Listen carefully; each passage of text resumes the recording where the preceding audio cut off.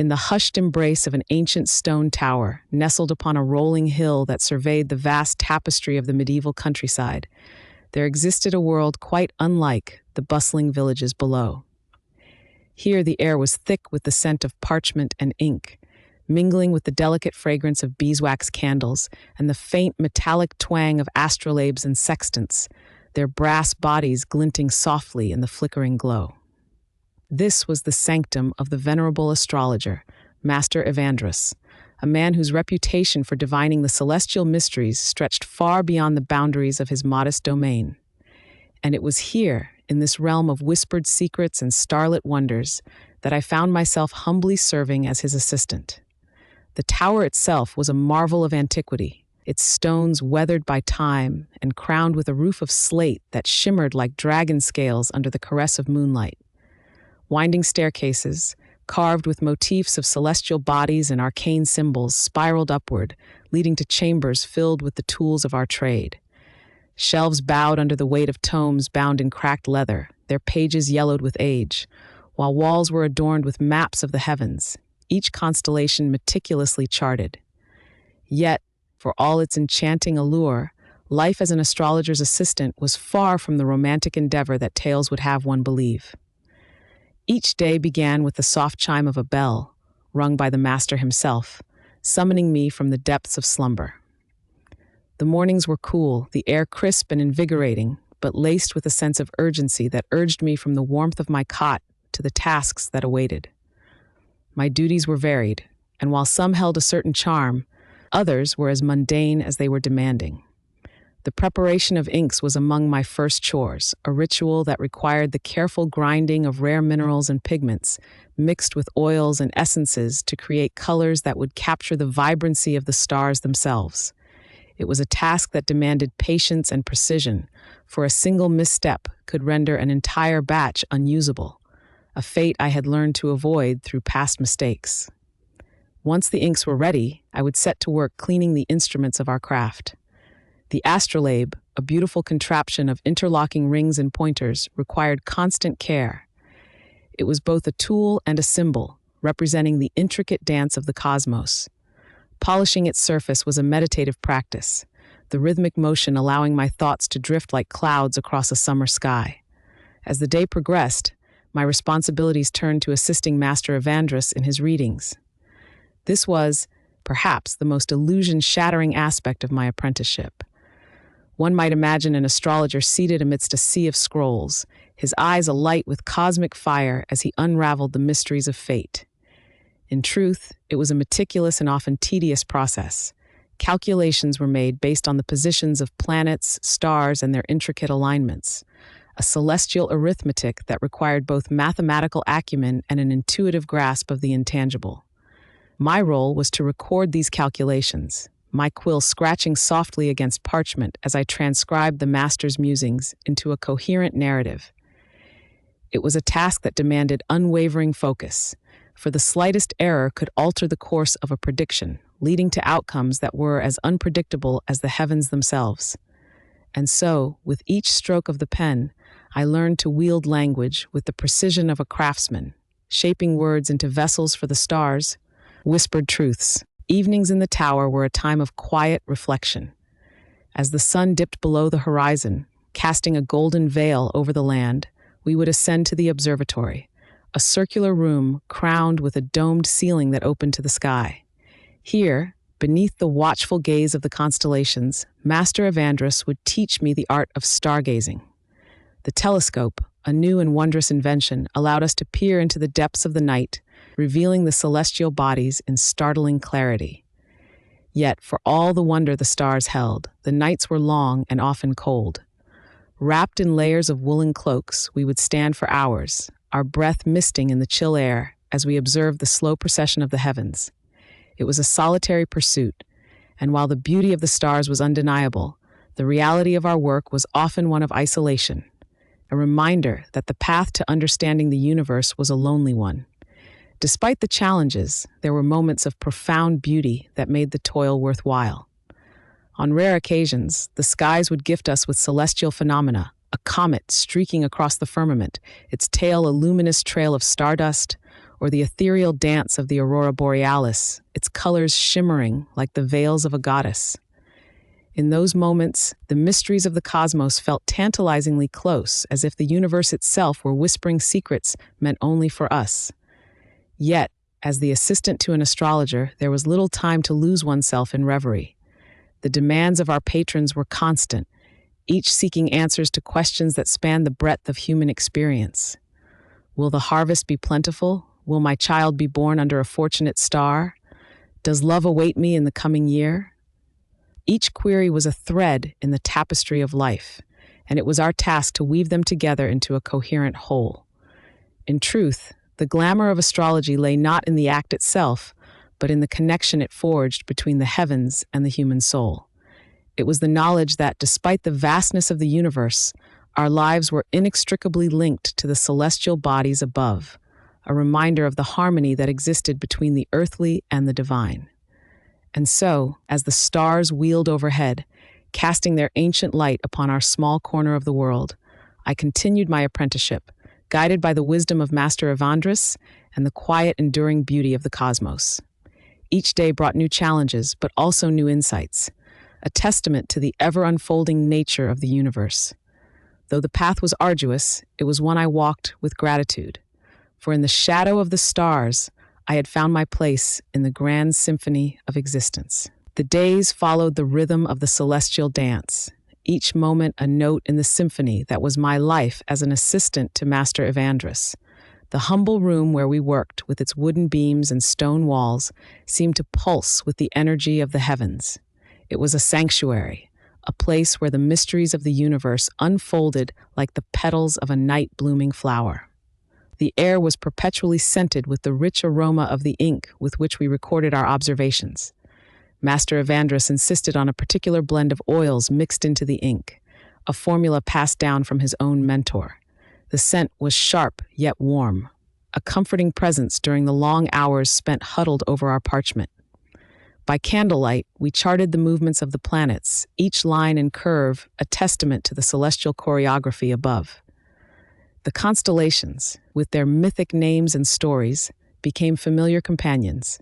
Orion with his ever-watchful eye, Cassiopeia caught in her eternal pose, and the Pleiades, the seven sisters, whispering their secrets through the veil of time. One evening, as the soft glow of twilight gave way to the velvet cloak of night, Master Evandris beckoned me to the rooftop observatory. There, the cool breeze carried with it the distant hum of the village, settling into its nocturnal lull. The night sky stretched vast and unblemished above us, a tapestry of infinite possibilities. "Look there," Master Evandris pointed, his voice a gentle murmur in the night. "Mars approaches the zenith. Tonight, it burns like a forge's flame." I followed his gaze, eyes tracing the path of the fiery planet. It was indeed radiant, its red glow stark against the inky backdrop. The sight was awe-inspiring, a reminder of the raw power contained within those distant orbs. "Do you see how its light wavers?" he continued, his tone laced with a reverence that bordered on the sacred. "That is the dance of the atmosphere, a reminder that even the firmament is in constant motion. We are but a small part of this grand design." His words echoed in my mind, weaving themselves into the fabric of my understanding. Each celestial event was an opportunity to learn, to delve deeper into the mysteries of the universe. Yet there were times when the weight of that knowledge pressed heavily upon me. The calculations, the endless cycles of prediction and interpretation could be overwhelming. There were nights when the cold seeped into my bones and the candle's flickering flame seemed inadequate against the encroaching shadows. My fingers would cramp from the meticulous work, smudges of ink staining my skin like the star maps we studied. The fatigue was a constant companion, a reminder that the pursuit of knowledge demanded sacrifice. Master Evandris, ever perceptive, would notice my weariness. "Come, let us rest," he would say, his voice a balm to my tired spirit. "The stars will wait for us. They have done so for millennia." In those moments, we would retire to the warmth of the hearth, where the crackling fire cast a gentle golden glow. There, amidst the comfort of shared silence, my mentor would recount tales from his own youth, stories of distant lands and ancient scholars, of nights spent under foreign stars. His voice, rich with experience, painted vivid pictures that danced like shadows on the walls. Through his stories, I glimpsed the vastness of the world beyond our village, the myriad ways in which the stars guided the destinies of men. Each of us is a traveler, he would muse, navigating by the light of the heavens. We are all seeking something, perhaps knowledge, perhaps love, perhaps simply a place to call home. The notion resonated within me, a gentle reminder that my journey was just beginning. The path of an astrologer's assistant was one of patience and perseverance, a slow unfolding rather than a swift revelation. It required a willingness to embrace uncertainty, to find beauty in the unknown. With time, I learned to balance the demands of my apprenticeship with moments of quiet reflection. The village, with its cobblestone streets and the familiar faces of its inhabitants, became a source of grounding. The market square, bustling with life during the day, offered brief respites where I could immerse myself in the vibrant tapestry of human existence.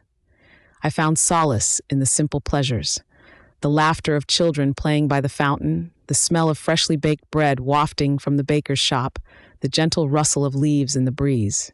These moments were like stars themselves, small yet luminous, illuminating the path of my everyday life. As the seasons turned, the village celebrated the cycles of nature, a reminder that we too were part of a greater whole. The Harvest Festival, with its colorful processions and joyous music, was a particular favorite. It was a time when the community came together, a tapestry of individuals woven into a singular celebration of life. In the glow of the festival fires, beneath the canopy of stars, I felt a deep sense of belonging. The village, with its traditions and shared history, was a constellation unto itself, each person a star with their own light to share. It was a reminder that while the heavens provided guidance, it was the connections we forged on earth that gave our lives meaning. And so, with each passing day, I grew into my role as an astrologer's assistant. The work was demanding, but it was also rewarding, a testament to the enduring power of curiosity and the human spirit. In the quiet hours of the night, beneath the watchful eyes of the stars, I found a sense of peace, a reassurance that I was exactly where I needed to be. Though the glamour of astrology was not in the predictions themselves, but in the journey of discovery, I found fulfillment in the small victories.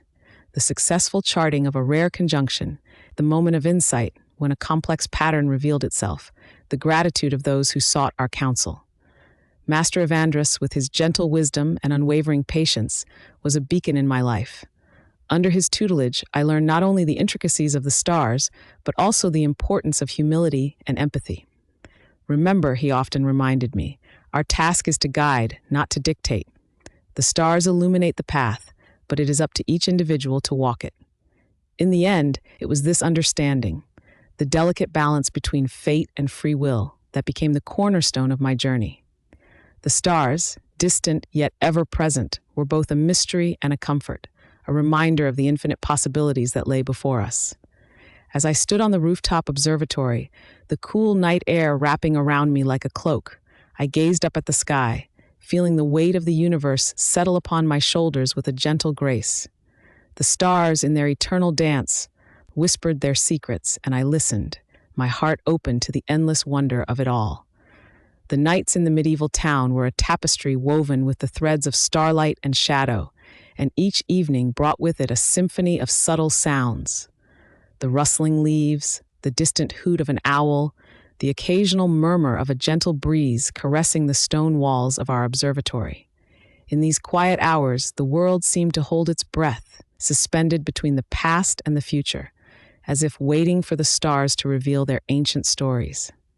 Master Evandrus believed in the power of these celestial narratives, and he taught me to read the sky as one might read a sacred text.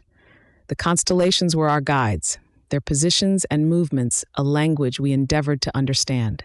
Yet, despite the beauty and complexity of our work, the life of an astrologer's assistant was far from the glamorous existence one might imagine.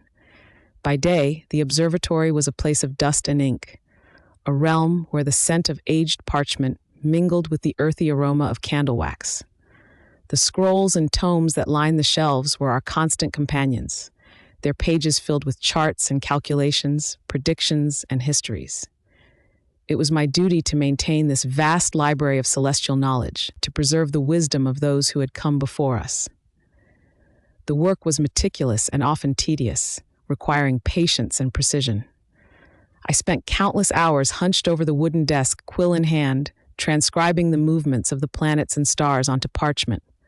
My fingers would often cramp, my eyes straining in the dim light of flickering candles. Yet there was a rhythm to the task, a meditative quality that soothed the mind even as it taxed the body. Beyond the confines of the observatory, life continued with its own rhythm.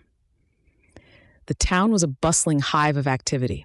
Merchants peddling their wares, children playing in the cobbled streets, the distant clatter of horses' hooves echoing off stone. But within our walls, the world was one of quiet contemplation, a sanctuary where time seemed to slow, allowing us to delve deep into the mysteries of the cosmos. Despite the solitude, our work was not conducted in isolation. We were part of a network of astrologers, scholars spread across the land, each contributing to a greater understanding of the heavens. Messages arrived in the form of letters and scrolls, often carried by messengers who braved the elements to deliver their precious cargo. These correspondences were a lifeline, connecting us to the broader community of seekers and thinkers. Yet, for all the intellectual stimulation, there were moments of profound loneliness. The stars, though constant in their presence, were distant and aloof, and there were times when I longed for the warmth of human connection. Master Evandrus, wise and kind as he was, could not fill the void of companionship entirely. We were bonded by our shared pursuit, but there were depths of the human experience that lay beyond the reach of our celestial studies. There were nights when, after hours of observation and calculation, I would find myself wandering through the town, drawn to the warmth and life that pulsed within its heart, the laughter spilling out from the tavern doors, the scent of freshly baked bread wafting through the air, the simple joy of a shared smile. These were the moments that reminded me of my humanity, grounding me in the world of the living. But always, the stars called me back, their silent song a siren's call that I could not resist. I would return to the observatory, my sanctuary and my prison, to resume the work that had become both my passion and my burden. And as I gazed up at the sky, I would feel a sense of purpose, a knowing that, despite the challenges and sacrifices, I was part of something greater than myself. There were times when our predictions and guidance brought solace to those who sought us out. A farmer, worried about the coming harvest, would leave with newfound hope after hearing our counsel. A young couple, uncertain about their future, would depart with renewed confidence, their hands entwined. These were the moments that made the long hours worthwhile, the knowledge that we had touched lives in ways both subtle and profound. Yet, the path of an astrologer was not without its risks. The line between science and superstition was a thin one, and there were those who viewed our work with suspicion and fear. In a world where knowledge was both a gift and a threat, we walked a delicate line, ever mindful of the potential for misunderstanding and mistrust. But through it all, I held fast to the lessons imparted by Master Evandrus, a commitment to truth, a dedication to learning, and above all, a deep respect for the mysteries that lay beyond our comprehension. The stars, with their eternal light, were a reminder of both our insignificance and our potential, a source of wonder and inspiration that transcended the boundaries of time and space. As I stood beneath the vast expanse of the night sky, I felt a profound connection to the universe, a sense of belonging that defied explanation.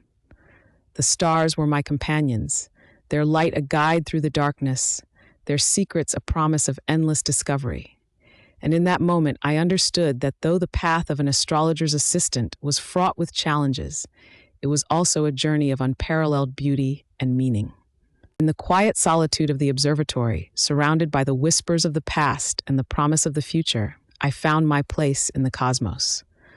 The stars were my teachers, their wisdom a beacon in the night, and as I gazed into the infinite depths of the sky, I knew that I was exactly where I was meant to be. The observatory, perched atop the ancient hill, was a realm unto itself, a sanctuary where time seemed to twist and bend around the whims of the cosmos. The stone walls, imbued with the chill of countless nights, held the murmured echoes of those who had stood here before me, seekers of truth and bearers of celestial wisdom. Each night, as the world below succumbed to the embrace of darkness, the observatory came alive with the soft glow of candlelight and the quiet rustle of parchment, a place where the veil between the earthly and the divine grew thin. My master, the astrologer Seraphinus, was a man of great renown, his name whispered in the halls of kings and scholars alike. His mind was a labyrinth of knowledge, woven with the threads of ancient texts and the whispers of the stars. Yet for all his wisdom, there was a certain aloofness to him, a distance that set him apart from the world. To be his assistant was to navigate this distance, to learn not only the language of the stars, but also the subtle art of intuition, of understanding the unspoken. Each evening began with the ritual of preparation. I would light the candles, their warm glow casting flickering shadows across the stone floor, and arrange the scrolls and instruments with meticulous care. The astrolabe, a delicate dance of brass and precision, sat at the ready, its intricate markings a testament to the ingenuity of those who had come before. The air was scented with the faint aroma of beeswax and the earthy tang of ink, a sensory tapestry that wrapped around me like a familiar cloak. As the night unfolded, the observatory became a theater of celestial wonders, the dome above us a canvas painted with the brilliance of 1,000 stars. Seraphinus would stand at the center, his gaze fixed on the heavens, his mind a conduit for the ancient wisdom of the cosmos. He spoke in a language that transcended words, his voice a melody that resonated with the rhythm of the universe. And I, his humble apprentice, would listen, my heart attuned to the symphony of the stars. Yet, for all its beauty, the life of an astrologer's assistant was not without its trials. The nights were long, often stretching into the quiet hours of dawn, and the work was painstaking, demanding a precision that left little room for error. The charts we crafted were complex tapestries of celestial movement, each line and curve a reflection of the cosmic dance above. One miscalculation, one slight misalignment, and the delicate balance of the heavens could be misinterpreted, leading to consequences that rippled through the fabric of our world. There were moments when doubt crept in, whispering insidious tales of inadequacy and failure. I would find myself staring into the depths of the night sky, searching for reassurance in the cold light of distant suns. But the stars, in their silent wisdom, offered no easy answers, only the quiet certainty of their existence, a reminder that even in the vastness of the universe, there was a place for me. In the rare moments of respite, I would retreat to the library, a sanctuary of books and quiet contemplation. The shelves were lined with volumes that spanned the ages, their pages filled with the thoughts and dreams of those who had walked this path before me. I would lose myself in the delicate script, tracing the lines of ancient maps with reverent fingers, feeling the weight of history in every word. There was solace to be found in the company of these silent companions, their stories a testament to the enduring quest for understanding. Each book was a bridge to another world, a portal to the minds of those who had dared to dream beyond the confines of their time. And as I read, I felt a kinship with these seekers of truth, a bond that transcended the boundaries of time and space. The seasons turned, each bringing with it a new tapestry of stars, a shifting panorama of light and shadow. The winter nights were crisp and clear, the sky a crystalline expanse that shimmered with the brilliance of a million suns. The summer brought with it a softer glow, the warmth of the day lingering in the air, the stars a gentle reminder of the beauty that lay beyond the horizon. There were nights when the sky was obscured by clouds, a shroud of gray that hid the stars from view. These were evenings of quiet introspection, when the absence of the celestial dance above forced us to turn our gaze inward, to seek the wisdom within ourselves. Seraphinus would speak of the cycles of the heavens, the ebb and flow of cosmic tides, and I would listen, absorbing his words like a parched earth welcomes the rain. Over time, I came to understand that the path of an astrologer's assistant was not one of glamour or fame, but of devotion and humility. It was a calling that demanded patience and perseverance, a willingness to embrace the unknown and to find beauty in the minutiae of the universe. It was a journey of discovery, not only of the stars, but of myself, a voyage that led me to the heart of my own being. The observatory, with its ancient stones and whispered secrets, became a second home, a place where I could lose myself in the wonder of the cosmos, yet always find my way back. The stars, with their eternal light, became my guides, their wisdom a beacon that illuminated my path even in the darkest of nights. And so, as the years passed, I remained by Seraphinus' side, a loyal apprentice in the grand tapestry of the universe. Together, we charted the heavens, our work a testament to the enduring quest for understanding, a reminder that even in the face of the infinite, there is beauty to be found in the journey. The life of a medieval astrologer's assistant was one of quiet dedication, a path that was as challenging as it was rewarding. It was a life spent in the service of the stars, a humble existence that demanded both reverence and resilience. Yet, for all its challenges, it was a life rich with meaning, a journey that connected me to the cosmos in ways I could never have imagined. In the end, it was not the promise of fame or fortune that kept me by Seraphinus' side, but the simple joy of being a part of something greater than myself. The stars, with their silent wisdom, had taught me that true fulfillment was not found in accolades or recognition, but in the quiet moments of discovery, the gentle unfolding of understanding that came with each new night. And as I stood beneath the vast expanse of the night sky, I knew that I had found my place in the universe, a place where the stars whispered their secrets and the world lay open before me, inviting me to explore its mysteries, one night at a time. The chill of the evening air clung to my skin like a gentle reminder of the world beyond the confines of our observatory. The stone walls, cool to the touch, absorbed the whispers of the night, each crack and crevice a conduit for the celestial chorus that played out above us. The room was dimly lit, the only illumination coming from the flickering candlelight that danced across the pages of ancient manuscripts and the polished surface of the astrolabe. Seraphinus, with his eyes fixed upon the heavens, guided me with a steady hand and an even steadier heart. His voice, a low and melodic murmur, flowed like a river of knowledge, carrying with it the weight of years spent in contemplation. "The stars are more than mere points of light," he would say, his gaze never wavering from the sky. "They are the keepers of time, the guardians of fate." As his assistant, I had learned to move with a quiet grace, my actions measured and deliberate. The night was a canvas painted with the delicate strokes of our labors, each constellation a testament to our tireless pursuit of understanding. The tools of our trade, brass compasses, celestial charts, and lenses polished to a crystal clarity, were extensions of our own senses, instruments through which we peered into the vast, unfathomable depths of the cosmos. In those hours of deep night, when the world outside slumbered in peaceful oblivion, we worked side by side, our thoughts entwined in a common purpose.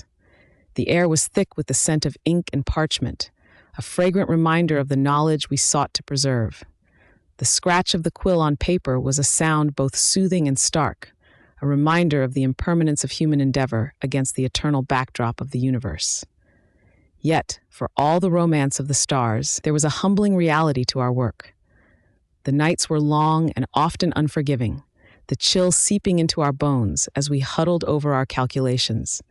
Our fingers, stained with ink and wearied by the cold, moved with a practiced precision born of necessity. The heavens, though beautiful, were not easily deciphered, and our task was one of patience and perseverance. There were nights when the sky was obscured by clouds, a heavy curtain drawn across the stage of our nightly performances. On such evenings, we turned inward, delving into the tomes that lined the shelves of our small library. The pages were worn and brittle, the words of those who had come before us echoing through the ages. It was in these moments of quiet study that I came to understand the true breadth of our quest, the interconnectedness of all things, the way the movements of the stars mirrored the rhythms of our own lives.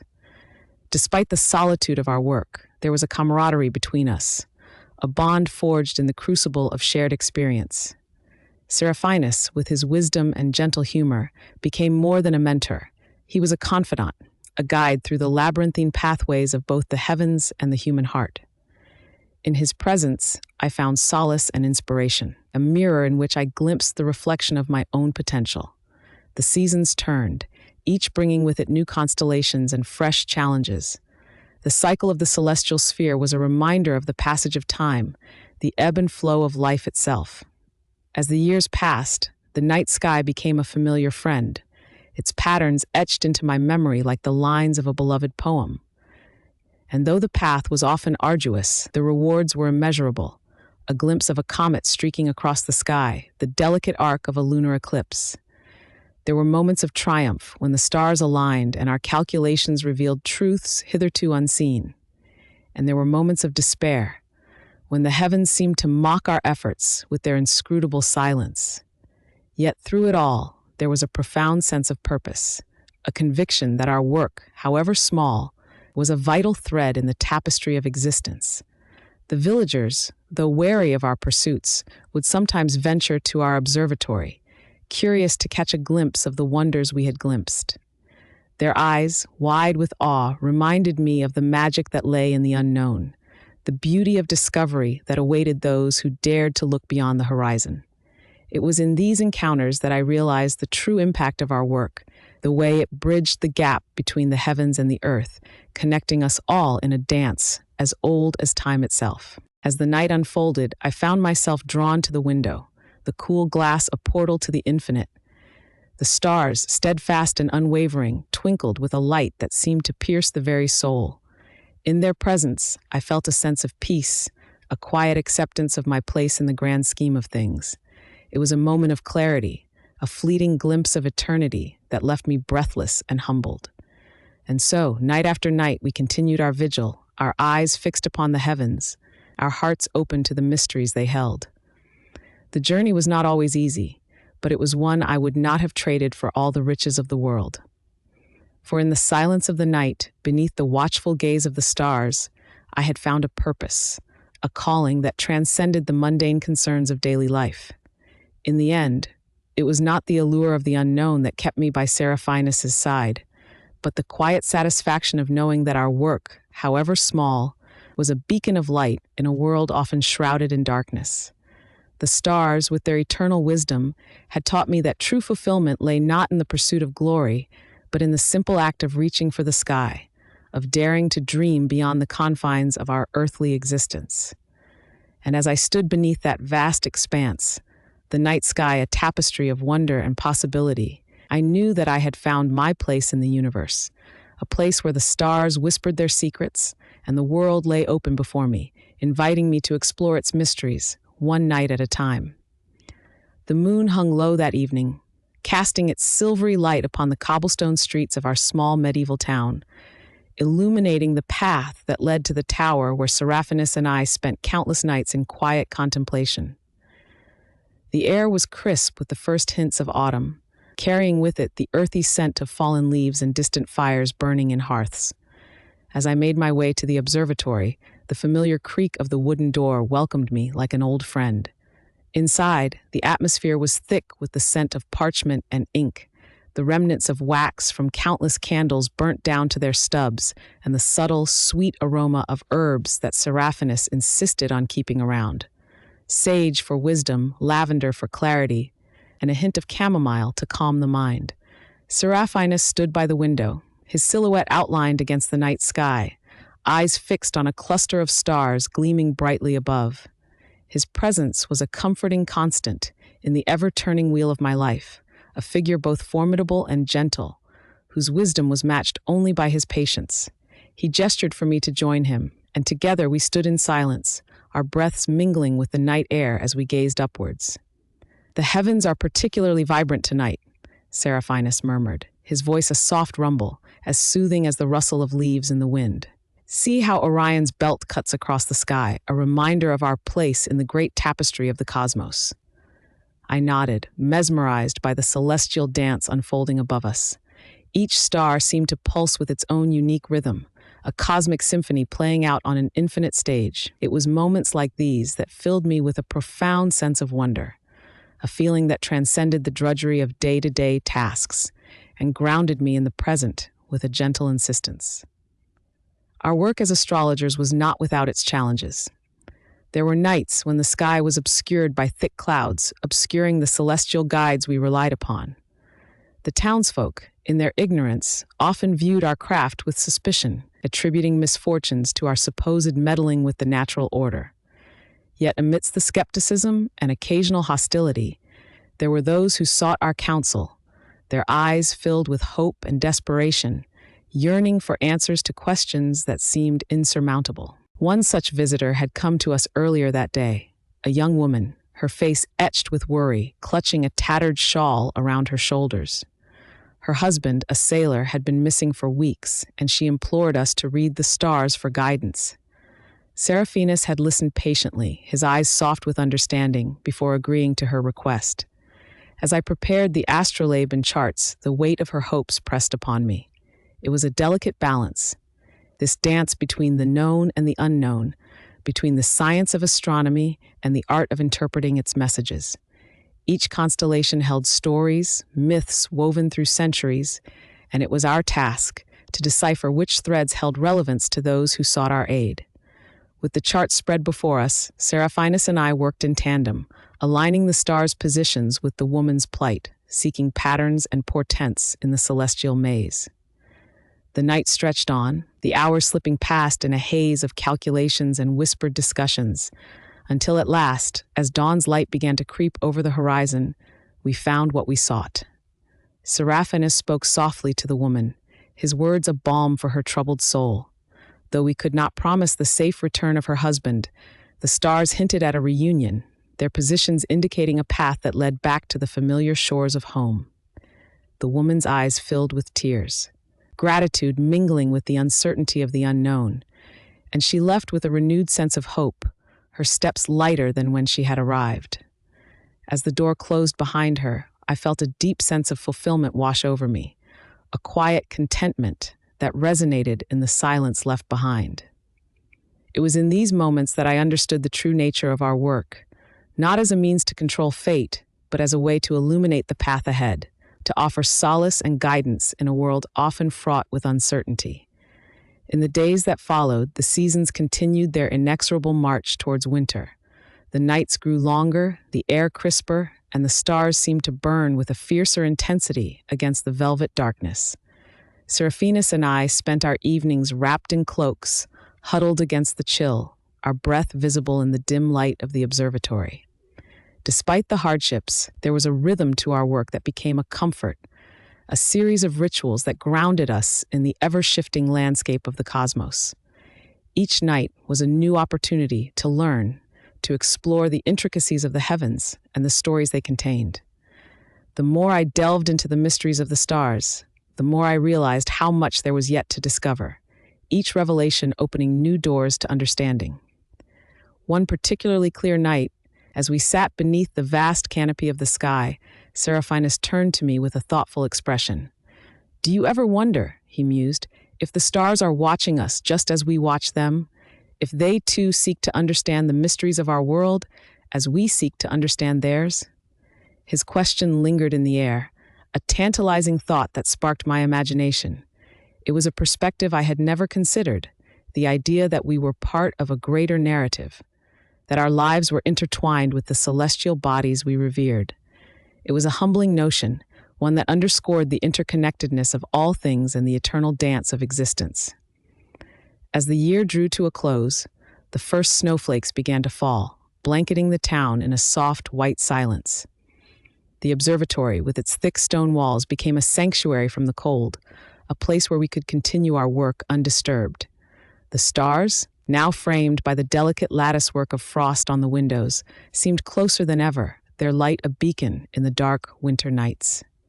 Though the world outside lay dormant, our studies continued, each new discovery building upon the last. We charted the movements of planets, tracked the cycles of the moon, and pondered the influences of distant constellations. The knowledge we amassed was a tapestry of insights, woven together by the threads of patience, curiosity, and a shared passion for the mysteries of the universe. Through it all, I found a deep sense of peace in the rhythm of our days, in the quiet companionship of Seraphinus and the stars. Our work was not glamorous, nor was it always understood, but it was a calling that resonated within my soul, a reminder that even the smallest act of reaching for the sky could bring light to the darkest of nights. And so, beneath the eternal gaze of the stars, I continued my journey, guided by the whispers of the cosmos and the gentle wisdom of my mentor. In a world filled with uncertainty, I had found my place, a sanctuary where dreams and reality intertwined, and the mysteries of the universe lay open before me, inviting me to explore their depths, one night at a time. As the seasons turned and the air shifted from the crisp bite of winter to the gentle embrace of spring, our days melted into each other like the notes of a softly played lute, each one resonant with its own melody of celestial discovery. The world around us buzzed with the awakening of life, yet within the stone walls of our observatory, time seemed to stand still, suspended in the serenity of the stars. Each evening, as the sun dipped below the horizon, painting the sky in hues of amber and rose, Seraphinus and I would ascend the winding staircase to our perch above the world.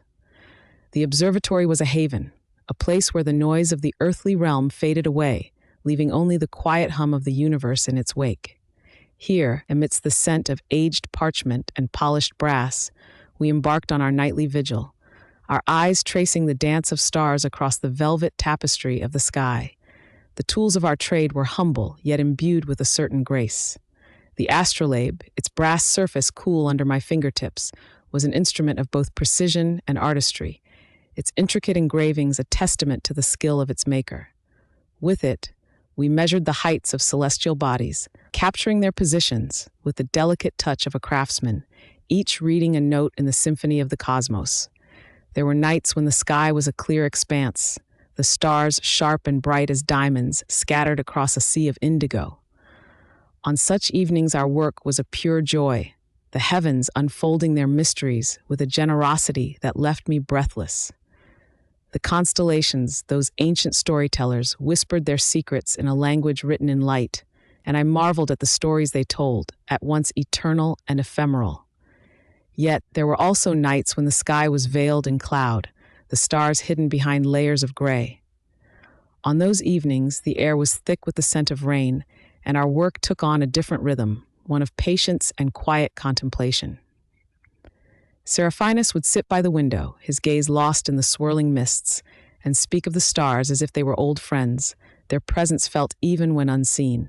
It was on such a night that I learned one of my most valuable lessons. As the rain pattered softly against the glass, I voiced my frustration, lamenting the loss of our celestial view. Seraphinus turned to me, his eyes reflecting the dim glow of the lantern, and smiled with the gentle wisdom of a teacher who knows the journey is as important as the destination. "The stars may be hidden from our sight," he said, his voice a soothing murmur in the quiet room, "but they remain steadfast in their courses, unchanged by the clouds that obscure them. So too must we hold fast to our path, even when the way is unclear." His words lingered in the air, filling the space between us with a profound sense of calm. I realized then that our work was not merely a pursuit of knowledge, but a practice of faith, a belief in the unseen and the unknown. It was a lesson I carried with me, a beacon in the dark nights that would follow. As the months passed, my understanding of the stars deepened, each new discovery a step along a path that seemed to stretch endlessly before me. I learned to read the sky as one might read a book, the movements of the planets and the cycles of the moon, a complex narrative that spoke of time and change, of beginnings and endings. With each observation, I became more attuned to the subtle rhythms of the universe, the ebb and flow of cosmic energies that touched upon our lives in ways both profound and mysterious. I began to see patterns where before there had been only chaos, to sense the quiet harmony that underpinned the apparent randomness of the world. And yet, for all the beauty and wonder of our work, there were moments of doubt, of questioning, when the enormity of the cosmos seemed to dwarf my small existence. In those times, I would turn to Seraphinus, his presence a steady anchor in the swirling sea of uncertainty. He taught me that doubt was not an enemy, but a companion on the journey, a reminder that the pursuit of knowledge is as much about asking questions as it is about finding answers. In the gaps between certainty and the unknown, he said, lay the true magic of our work, a dance of curiosity and discovery that could never be fully contained. It was a philosophy that resonated deeply within me, a reminder that our search for understanding was a journey without end, an exploration of a universe that was always just beyond our grasp. In this, there was a beauty, a sense of wonder, that kept the fire of my curiosity burning bright, even on the darkest of nights. As spring gave way to summer, the days grew longer and the nights warmer, the air thick with the scent of blooming flowers and the hum of life. Our work continued, a constant thread woven through the changing seasons, each night a new page in the unfolding story of the stars. There were times when I would stand alone on the parapet, the cool stone beneath my feet, and gaze out at the twinkling expanse above. In those moments, I felt a profound connection to the world around me, a sense of belonging that transcended the boundaries of time and space. I thought of the countless generations who had come before, who had looked up at the same sky with the same sense of wonder, and I felt a kinship with those ancient stargazers, a shared understanding that spanned the ages. Our work was not glamorous, nor was it always easy, but it was a calling that spoke to the very core of my being, a reminder that even in the vastness of the universe, there was a place for me, a purpose that gave meaning to my days. And so, beneath the endless canopy of the stars, I continued my journey, guided by the wisdom of Seraphinus and the whispers of the cosmos. In the quiet solitude of the observatory, I found a peace that eluded me in the outside world, a sanctuary where dreams and reality intertwined, and the mysteries of the universe lay open before me, inviting me to explore their depths, one night at a time. On nights when the moon hung low and heavy, casting a silvery glow across the cobblestones, I found solace in the rhythmic hum of the observatory. The wooden beams creaked gently, as if whispering secrets of old, while the scent of parchment and ink mingled with the cool night air. It was a delicate perfume of knowledge and history, a reminder of the countless hands that had penned their discoveries within these walls. There was a subtle magic in the way the light danced across the ancient tomes, revealing their secrets in the flicker of a candle's flame. I would lose myself in their pages, tracing constellations and planetary paths, my fingers brushing against the vellum like a gentle caress. Each chart was a testament to the countless hours of observation and calculation, a reflection of the dedication that Seraphinus and I poured into our craft. The observatory itself was a marvel, a sanctuary of celestial wisdom nestled atop a hill that overlooked the sleepy village below. Its wooden structure creaked and sighed under the weight of centuries, yet it stood firm, a testament to the enduring pursuit of knowledge. The circular room was filled with a myriad of scientific instruments, each one a tool for deciphering the cosmos. Astrolabes, sextants, and armillary spheres lined the walls, their brass surfaces gleaming in the dim light. The great telescope, our prized possession, was mounted in the center of the room. It pointed skyward, a bridge between Earth and the heavens, a vessel for our nightly explorations. Its polished lenses captured the light of distant stars, bringing them into sharp focus, revealing their secrets to those willing to look. Through its lens, I had seen wonders beyond imagination, the swirling colors of nebulae, the delicate dance of planets, and the distant glow of galaxies far removed from our own. Each night, as I peered into the depths of the universe, I felt a sense of awe and reverence for the forces that guided the stars in their eternal dance. It was a humbling experience, a reminder of my small place in the grand tapestry of existence. Yet within that humility lay a quiet power, a knowledge that I was part of something far greater than myself. Seraphinus, with his grizzled beard and eyes that sparkled with untold wisdom, was both mentor and friend. He moved with a quiet grace, his hands steady as he adjusted the delicate mechanisms of our instruments. His voice, a soothing murmur, would guide me through the complex calculations and interpretations that were the heart of our work. "Listen to the stars, my young apprentice," he would say, his gaze fixed upon the heavens. "They speak in whispers, in patterns and rhythms that echo through time. To understand them is to understand the very fabric of the universe." His words were a balm to my soul, a reminder of the beauty that lay beyond the mundane concerns of daily life. In his presence, I felt a deep sense of gratitude for the opportunity to learn, to explore, and to contribute to the vast body of knowledge that spanned generations. Yet, Despite the wonder and fulfillment that our work brought, there were moments of frustration and fatigue that tested my resolve. The long nights of observation, the painstaking calculations, and the meticulous record-keeping often left me weary. There were times when the clouds obscured the stars, leaving us at the mercy of the weather, our carefully laid plans dashed by nature's whims. On such nights, when the sky was a blank canvas of gray, Seraphinus would remind me of the importance of patience and perseverance. "The cosmos is eternal," he would say, his voice a gentle reassurance. "It waits for no one, yet it is always there, ready to reveal its secrets to those who seek them with an open heart." In those moments of doubt, I would find comfort in the rituals that marked our days and nights.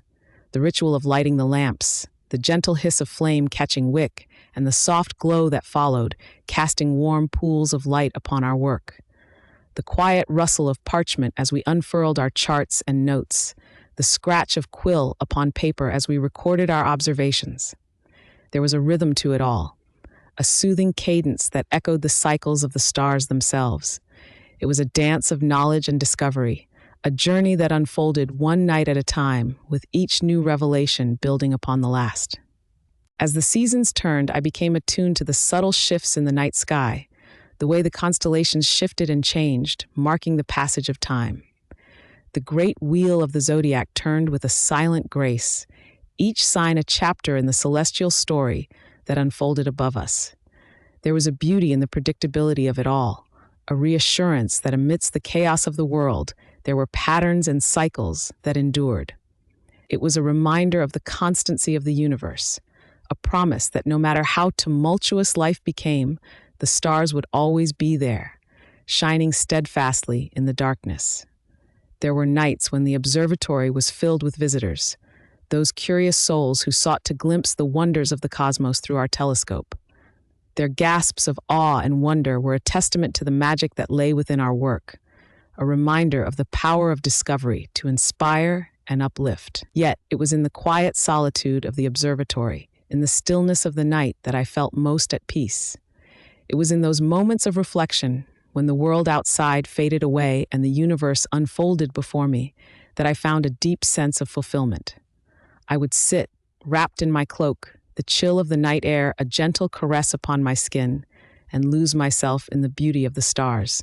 Their light, a delicate tapestry of twinkling jewels, painted stories across the sky, tales of gods and heroes, of love and loss, of the eternal dance of creation and destruction. In those moments, I felt a profound connection to the world around me, a sense of belonging that transcended the boundaries of time and space.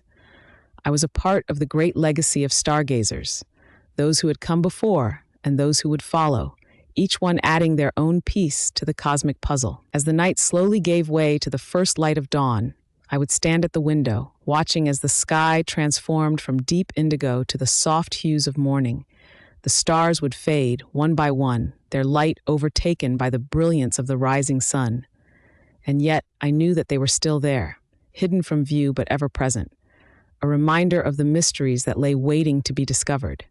It was a comfort, a promise of new wonders to explore, new questions to answer, and new stories to tell. The dawn brought with it a gentle hush, a softening of the night's secrets into whispers carried by the morning breeze. As the sun crept over the horizon, casting long, golden fingers across the landscape, the world began to stir from its slumber. The village, nestled in the valley below, slowly awoke to the sounds of roosters crowing and the distant clatter of wooden carts over cobblestone streets. In the quietude of that early hour, I found solace in the routine of my duties, though they were far from the romanticized visions one might hold of life as an astrologer's assistant. My days were filled with the mundane tasks that kept our small observatory running, the careful calibration of astrolabes, the meticulous cleaning of lenses, and the recording of endless tables of celestial data. Each task, though seemingly trivial, was vital to our work, a brick in the edifice of understanding we sought to build. Yet, there was an unspoken beauty in the mundane, a rhythm to be found in the repetition of familiar actions. As I swept the floors of the observatory, the gentle scrape of bristles against stone became a kind of meditation. My mind drifted, unspooling thoughts like threads woven into the larger tapestry of our cosmic endeavor. The heart of our work, the core of what we sought, lay in the charts and diagrams scattered across the heavy oak tables.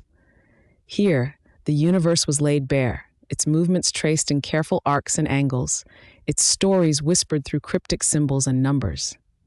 My master, the astrologer, would spend long hours poring over these charts, his brow furrowed in concentration as he sought to divine the secrets they held. His eyes, keen and perceptive, could see patterns where others saw only chaos. He was a man driven by a deep-seated curiosity, a relentless pursuit of knowledge that bordered on obsession. Yet beneath his stern exterior, I had come to know a man of great depth and quiet introspection. He would often speak to me of the stars, not as distant objects in the sky, but as companions, constant and unyielding in their vigil over the earth. In those rare moments when he shared his thoughts, I glimpsed the profound respect he held for the universe, a reverence that bordered on the spiritual.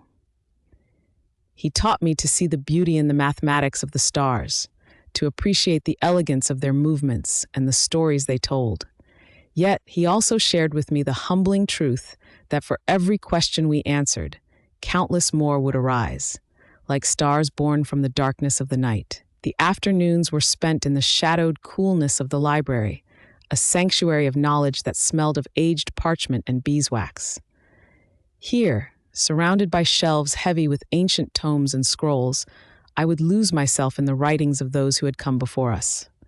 The words of Ptolemy and Al-Khwarizmi, of Avicenna and Fibonacci, resonated through the silence, their wisdom echoing through the corridors of time. I would copy their works by candlelight, my pen scratching softly across the paper, a quiet sentinel in the stillness.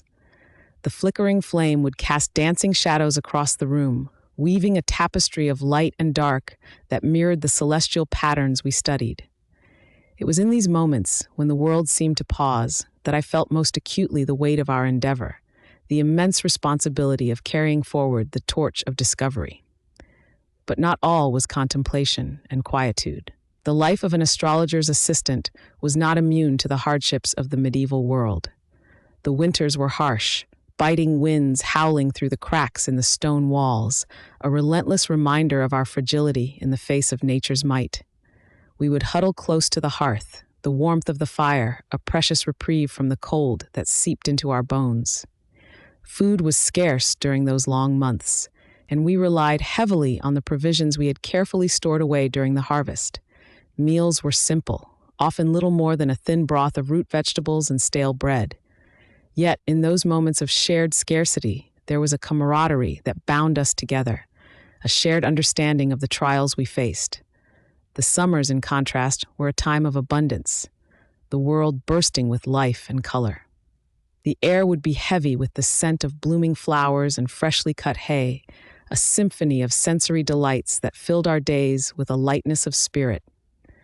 The long hours of daylight afforded us more time to observe the heavens, and our evenings were spent on the rooftop, our eyes turned skyward, drinking in the beauty of the night.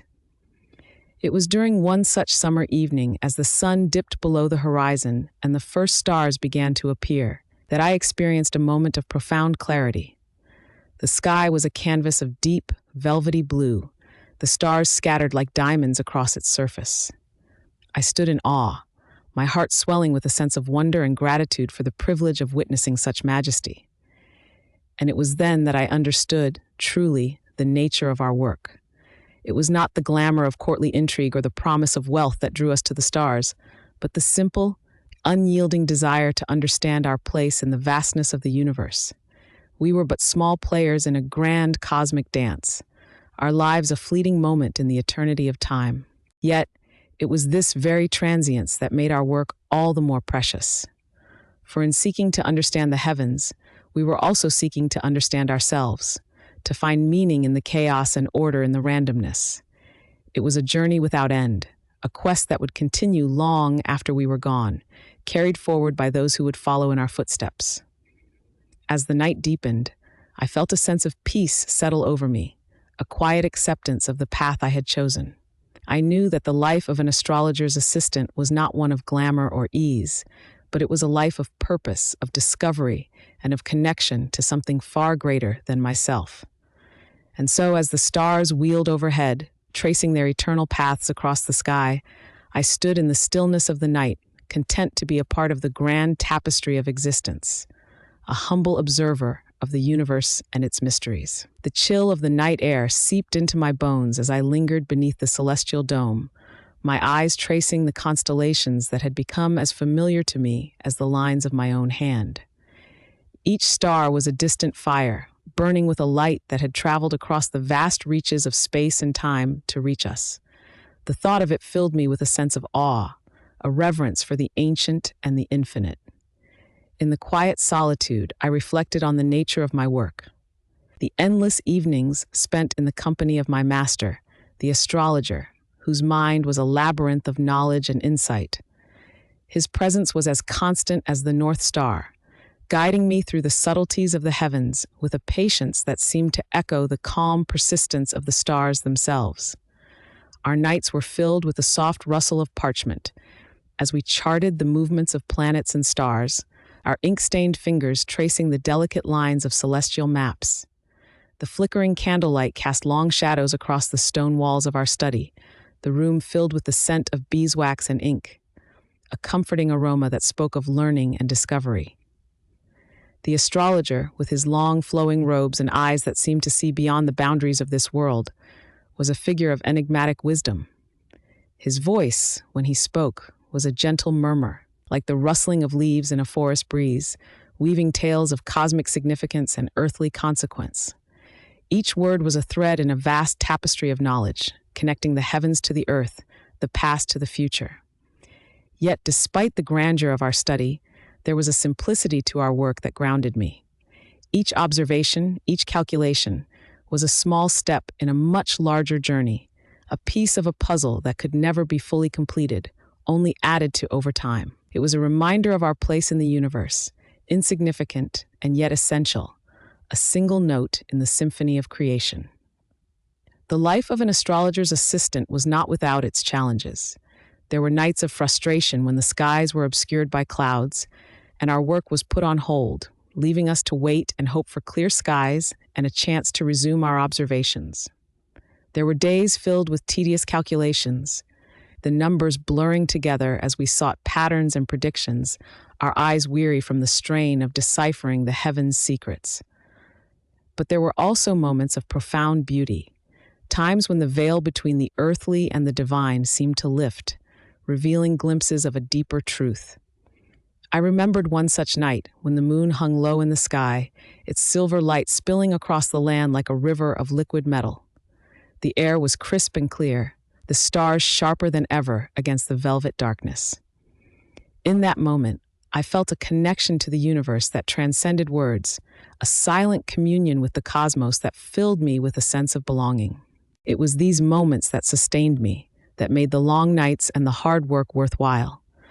For in those brief flashes of clarity, I understood that our efforts were not in vain, that the stars were not indifferent to our gaze, but welcomed it, sharing their secrets with those who dared to listen. Yet, life as an assistant was not without its mundane aspects.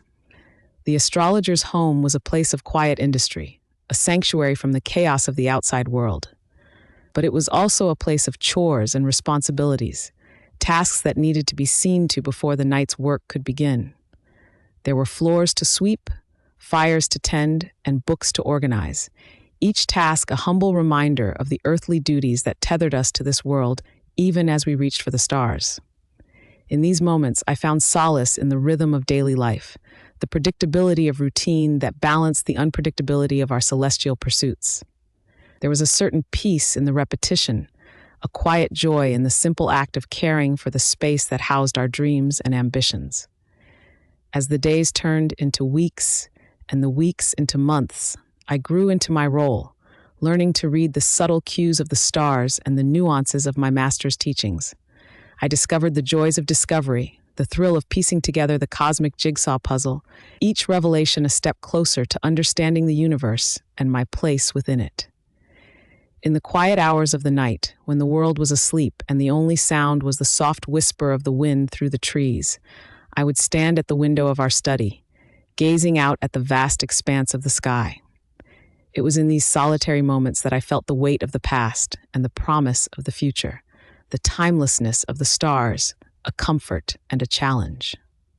I often thought of the generations that had come before us, the countless astrologers and their assistants who had looked up at the same stars, pondering the same questions, seeking the same truths. It was a lineage of seekers, a chain of knowledge passed down through the ages, each link adding its own unique perspective to the whole. And as I stood there, beneath the eternal sky, I felt a kinship with these distant ancestors, a shared purpose that transcended time and space. It was a reminder that we were all part of something larger, a cosmic community bound together by our shared curiosity and wonder.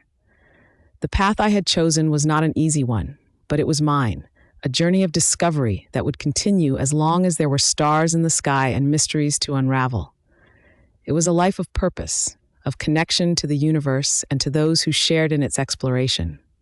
And so, as the night slowly gave way to the soft hues of dawn, I felt a sense of contentment settle over me, a quiet acceptance of the life I had chosen and the work that lay ahead.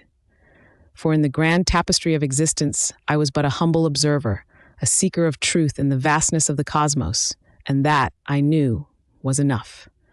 The first light of dawn crept gently over the horizon, painting the sky with delicate shades of pink and gold, like the brushstrokes of a master artist on a celestial canvas. The air was cool and crisp, carrying with it the faint scent of dew-touched earth and the promise of a new day. As the world around me began to stir, I stood in the observatory, a solitary figure amidst the ancient stones and dusty tomes, feeling the weight of history pressing against my shoulders. The observatory itself was a marvel of medieval ingenuity, a testament to the dedication and passion of those who had come before me. Its walls were crafted from weathered stone, each block carefully hewn and placed to withstand the passage of time. High above, the domed roof was adorned with intricate carvings of celestial bodies, a visual reminder of the heavens we sought to understand. Inside, the air was thick with the scent of parchment and ink, a comforting aroma that spoke of long nights spent in study and contemplation. Scrolls and manuscripts lay scattered across wooden tables, their surfaces worn smooth by countless hands. Each document was a treasure trove of knowledge, a window into the minds of those who had dared to dream beyond the boundaries of their earthly existence. In the corner, a massive astrolabe gleamed in the early morning light, its brass surface polished to a warm glow. This ancient instrument was both a tool and a symbol, a representation of the delicate balance between science and art that defined our work.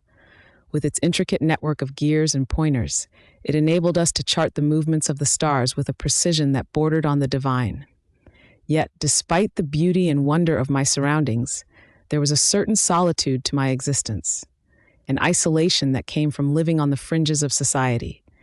As an astrologer's assistant, I was both a participant in and an observer of the world, a guardian of secrets that few could understand.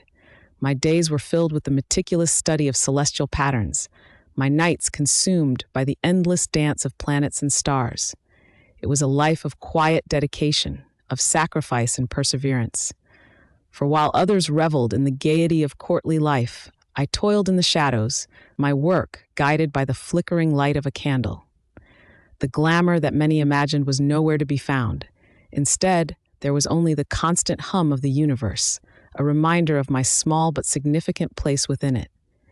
Yet, in those rare moments when the veil between worlds seemed to thin, when the heavens revealed their secrets in a cascade of shimmering light, the isolation and hardship faded away, replaced by an overwhelming sense of awe. It was in those moments that I felt truly alive, a part of the cosmic symphony that played out above and around me. As the morning sun climbed higher in the sky, casting a warm glow over the landscape, I turned my attention to the day's tasks. There were charts to update, calculations to verify, and predictions to draft. Each task was a piece of a larger puzzle, a step along the path of understanding that stretched endlessly before me. With a practiced hand, I set to work, the quill scratching softly against the parchment. The familiar rhythm of my labor was both soothing and invigorating, a reminder of the purpose that defined my days. I was not alone in this endeavor. There was a fellowship among those who sought the truth, a bond forged in the pursuit of knowledge and understanding.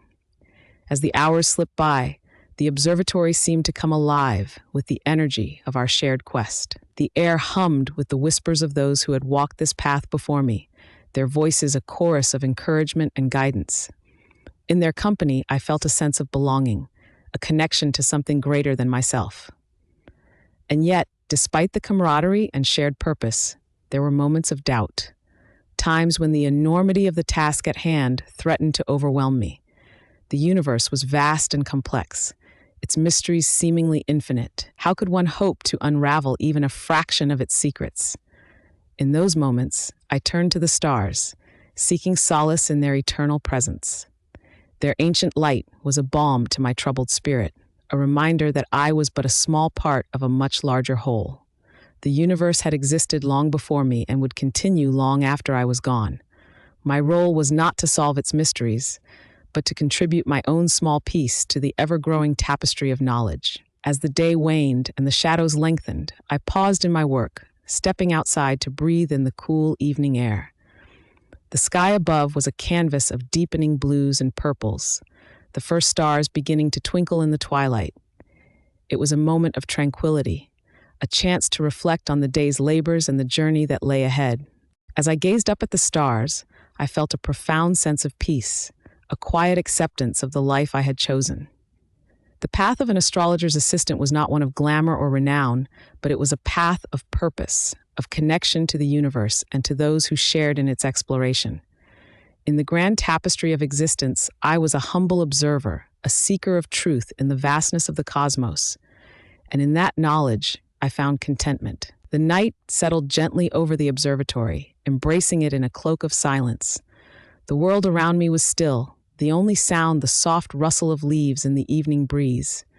As the stars danced above, I felt the weight of the ages lifting, replaced by a lightness of spirit that spoke of hope and possibility.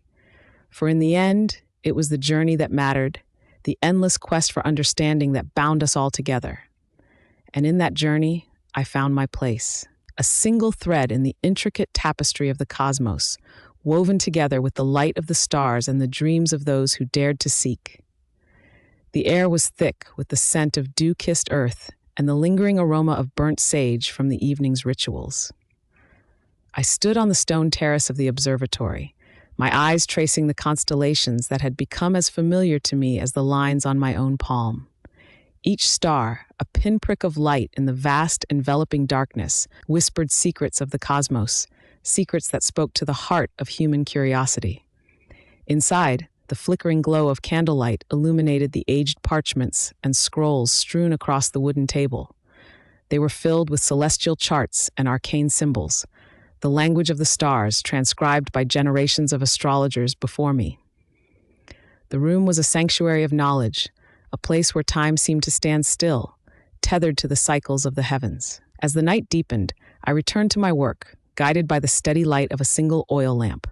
My mentor, Master Renard, was hunched over a particularly complex chart, his brows furrowed in concentration.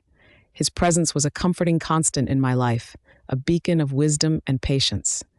He was a man of few words, but each one was chosen with care, like a mosaic formed piece by piece until a picture emerged. "Look here," he said, motioning for me to join him. "The alignment of Mars and Saturn. It speaks of conflict, of challenges to come."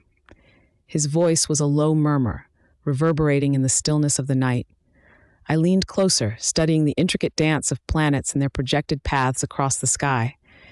His interpretation was a delicate art, a blend of science and intuition, where the movements of celestial bodies intertwined with the fates of men. It was a humbling reminder of the universe's grand design and our small part in it. I took a moment to breathe deeply, letting the cool night air fill my lungs. The world outside was a tapestry of shadows, spun with the soft glow of twilight. It was easy to forget the weight of my responsibilities in such a setting, to lose myself in the rhythm of the stars. But there were nights when the burden of our work weighed heavily upon me, when the prophecies written in the stars seemed too ominous to bear alone. I would lie awake, haunted by visions of distant catastrophes, unable to shake the feeling of inevitability. It was in those moments that I questioned the path I had chosen, the wisdom of peering into a future that did not always promise hope. Yet, as the stars continued their eternal dance, I found solace in their constancy. They were steadfast companions in a world of uncertainty, guiding us through the darkness and onto new horizons. And in their light, I discovered a sense of peace, a reminder that we were all part of something greater, a cosmic symphony that played on, regardless of our fears and doubts. Master Renard's voice pulled me back to the present, his tone gentle but firm. Remember, the stars do not dictate our fate. They merely illuminate the paths before us. It is up to us to choose which to follow. His words were a balm to my restless mind, a reminder that agency lay in our hands, that we were not merely pawns on a celestial chessboard. I nodded, my resolve strengthened, and returned to my work with renewed determination. The hours slipped by, marked only by the slow crawl of the moon across the sky. The observatory was a cocoon of tranquility, a place where time flowed differently, governed by the rhythms of the universe. It was in these quiet moments that I found clarity, a deeper understanding of the world and my place within it. As dawn approached, the first light of morning painted the horizon in hues of gold and rose. The stars began to fade, retreating into the embrace of daylight, but their memory lingered, etched into my mind like the pages of a well-loved book. With the new day came new beginnings, opportunities to learn and grow, to delve deeper into the mysteries of the cosmos. I stretched, feeling the tiredness in my bones, but also a sense of fulfillment. The night had been long, but it had also been a journey, one that left me feeling more connected to the universe and its wonders. Master Renard extinguished the lamp, signaling the end of our night's work. We stood together on the terrace, watching as the sun rose, casting its warm light over the land. It was a reminder that life continued, that each day was a gift, a chance to explore and discover anew. In the stillness of the morning, I found a renewed appreciation for the path I had chosen. It was not one of glamour or renown, but it was a path of purpose, of connection to the universe and to those who shared in its exploration. In the grand tapestry of existence, I was a humble observer, a seeker of truth in the vastness of the cosmos. And in that knowledge, I found contentment. As the world awoke around us, I felt a sense of gratitude for the life I led, for the opportunity to be part of something so much larger than myself. The journey was not always easy, but it was one I would not trade for anything. In the end, it was the quest for understanding that bound us all together, and in that journey, I had found my place. With a nod to Master Renard, I turned to face the new day, ready to embrace whatever it might bring. The stars would return with the night, and with them, the promise of discovery. Until then, I would carry their light within me, a beacon of hope and possibility in an ever-changing world. The morning sun spilled its golden rays through the narrow windows of our little observatory, casting long, warm stripes across the stone floor.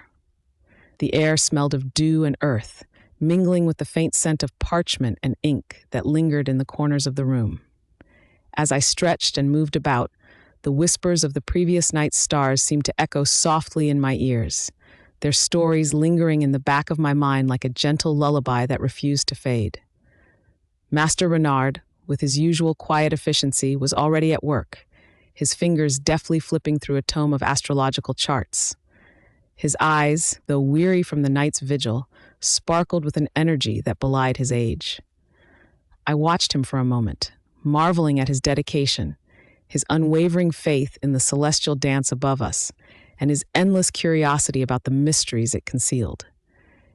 It was an infectious passion, one that had drawn me into this world of cosmic exploration with an allure I could never quite explain. Today, as always, there was much to be done. The astrological charts needed updating, our findings meticulously recorded and cross-referenced with ancient texts. It was a laborious task, one that required patience and precision, yet I found solace in the routine, a sort of meditative calm that came from the rhythmic scratching of quill on parchment. Each stroke felt like a connection to those who had come before me, a part of a lineage of seekers stretching back through the centuries. As I sat at my desk, surrounded by piles of weathered manuscripts, I turned my thoughts to the townsfolk who often came to seek our counsel. They would arrive with questions, sometimes trivial, sometimes profound, all seeking guidance from the stars. I had learned that our role was not just to interpret celestial movements, but to offer comfort, to provide a sense of direction in a world that often seemed too vast and unpredictable. It was a responsibility that weighed heavily at times, but one I embraced with a sense of humility. The morning wore on, the sun climbing higher in the sky, casting its warmth over the town below. The air outside was alive with the sounds of daily life, the chatter of merchants setting up their stalls, the laughter of children chasing one another through the cobbled streets, the distant tolling of the church bell marking the passage of time. It was a symphony of existence, an ever-present reminder of the life that pulsed all around us, even as we delved into the mysteries of the universe. Master Renard's voice broke through my reverie, calling me over to his side. He had discovered something in the charts, a pattern that required further examination. Together, we pored over the intricate diagrams, tracing lines and angles, our fingers stained with ink as we scribed notes and calculations. It was a dance of intellect and intuition, a balancing act between the known and the unknown, the tangible and the mystical. "Do you see it?" he asked, pointing to a particular alignment that caught his attention. His voice was filled with excitement, a childlike wonder that never failed to inspire me. I nodded, tracing the path with my eyes, trying to discern its meaning. It was a delicate art, interpreting these celestial messages, one that required not just knowledge, but a certain sensitivity to the unseen threads that wove through the fabric of reality. Together, we worked in silence, our minds in synchrony, each discovery a step closer to understanding the grand design that lay beyond our reach. As the day progressed, visitors began to trickle in, their faces a tapestry of expressions: hope, worry, curiosity. We welcomed them into our world, offering what insights we could, sharing the wisdom of the stars with those who sought it. There was a young couple, eager to learn what the future held for their impending union. An elderly farmer, concerned about the coming season's harvest.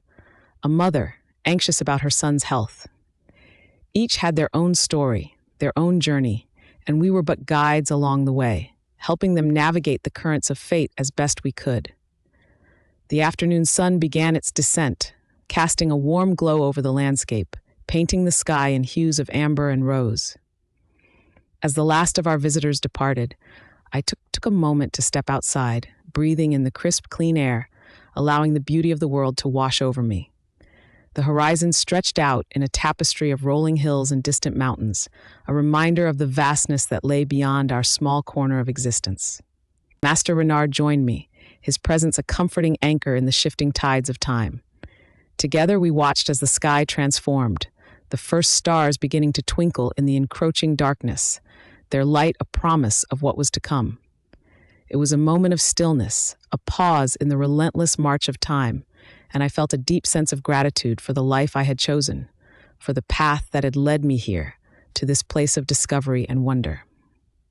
Night descended softly, wrapping the world in its velvet embrace, and with it came the familiar call of the cosmos, a siren song that beckoned us back to our vigil. The observatory, with its walls lined with books and instruments, felt like a sanctuary, a place where the mysteries of the universe unfolded in whispers and shadows. As the stars emerged in their full glory, I resumed my place by the window, mapping their celestial dance, each twinkle a reminder of the infinite possibilities that lay beyond our understanding. It was a humbling experience to gaze upon the same stars that had guided countless generations before us, their light a constant in an ever-changing world. Master Renard and I worked side by side, our words few, our minds attuned to the task at hand. The night stretched on, a canvas of discovery and reflection, each moment a step deeper into the tapestry of time and space.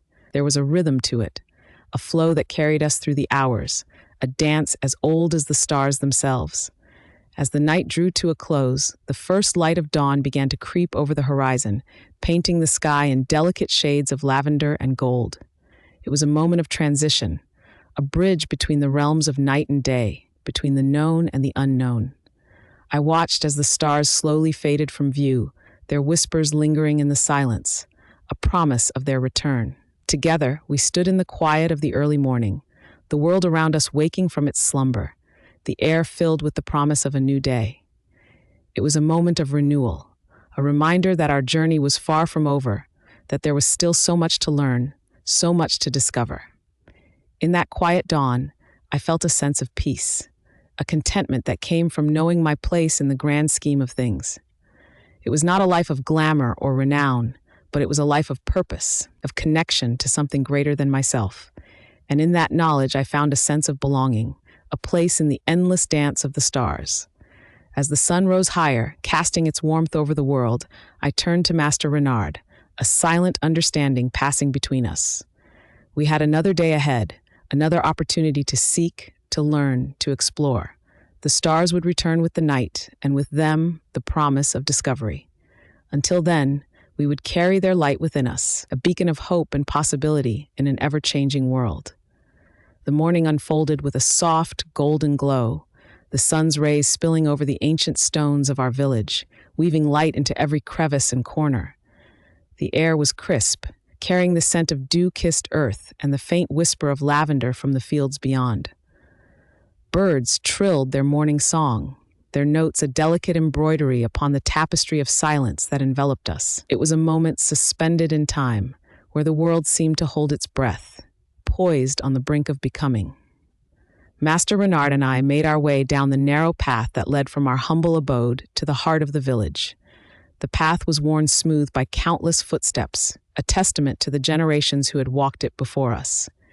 Each step we took seemed to echo with the weight of history, of lives lived and dreams pursued under the same sky that now watched over us. Our destination was the village square, a place that buzzed with life and activity as the day progressed. At this early hour, it was a tranquil space, the cobblestones gleaming like polished stones in a riverbed. The market stalls stood empty for now, their colorful awnings fluttering gently in the morning breeze. Soon, the square would be filled with the lively chatter of merchants and villagers, the air thick with the scent of fresh bread and ripe fruit. But for now, it was a place of quiet contemplation, a canvas of possibilities waiting to be painted with the vibrancy of life. We reached the small stone fountain at the center of the square, its water gurgling softly, a melody that complemented the song of the morning. It was here that Master Renard often paused, his eyes distant as if seeing beyond the veil of the present moment. I watched him, his face serene, his gaze steady and unyielding. There was a wisdom in his eyes, an understanding that transcended the mundane concerns of daily life.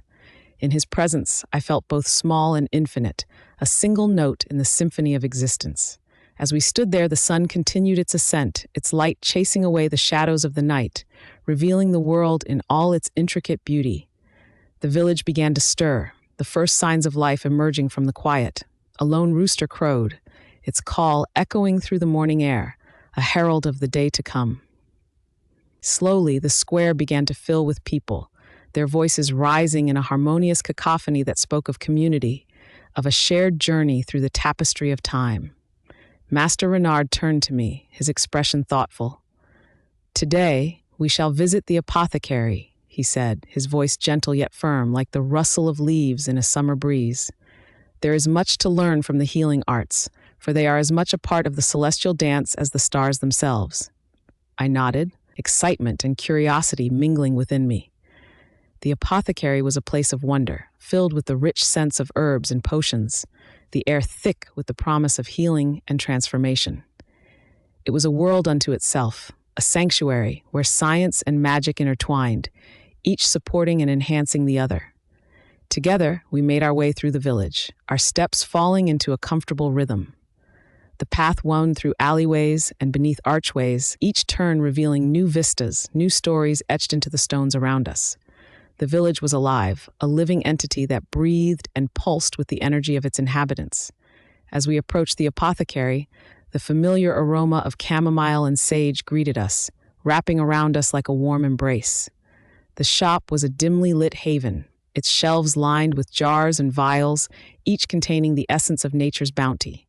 Dried herbs hung from the ceiling, their silhouettes casting intricate patterns on the walls, a dance of shadows and light.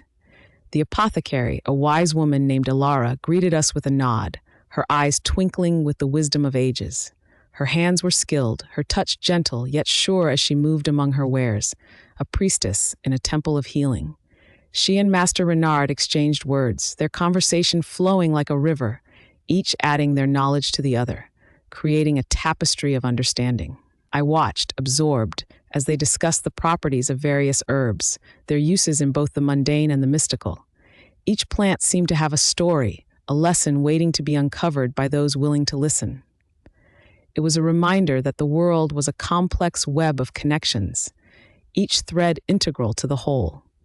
Alara beckoned me closer, her voice a soft whisper as she explained the art of creating tinctures and salves, the delicate balance required to coax their healing properties into being. Her hands moved with practiced grace, each motion deliberate and precise, a dance of creation that spoke of years of experience and dedication. As the morning wore on, I found myself lost in the rhythm of the work, the repetitive motions of grinding and mixing soothing in their familiarity. There was a meditative quality to the task, a sense of being fully present in the moment, each breath and movement a part of the greater whole. Outside, the village continued its daily life, the voices of the villagers rising and falling like the tide, a constant reminder of the world beyond the walls of the apothecary. The sun climbed higher in the sky, its light streaming through the small windows, casting a warm glow over the room. As the afternoon approached, Master Renard and I took our leave, our minds enriched by the knowledge shared within those walls.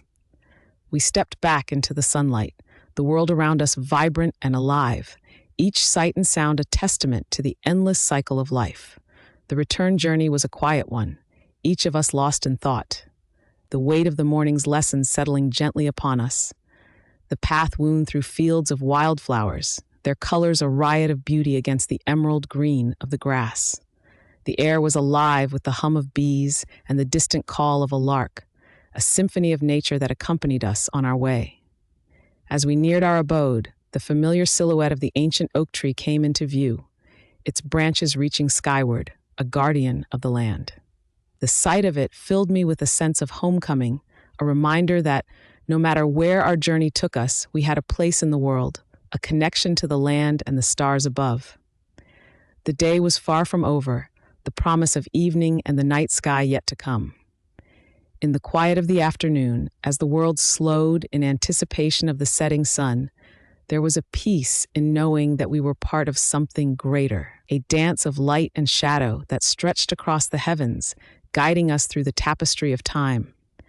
We stepped through the threshold of our humble dwelling, the heavy wooden door creaking in greeting as it swung open. Inside, the air was cool and carried the faint scent of herbs and parchment, a comforting aroma that spoke of knowledge and mystery. The stone walls, though rough and unyielding, were softened by the flickering light of candles placed strategically to cast away the shadows of the mid-afternoon.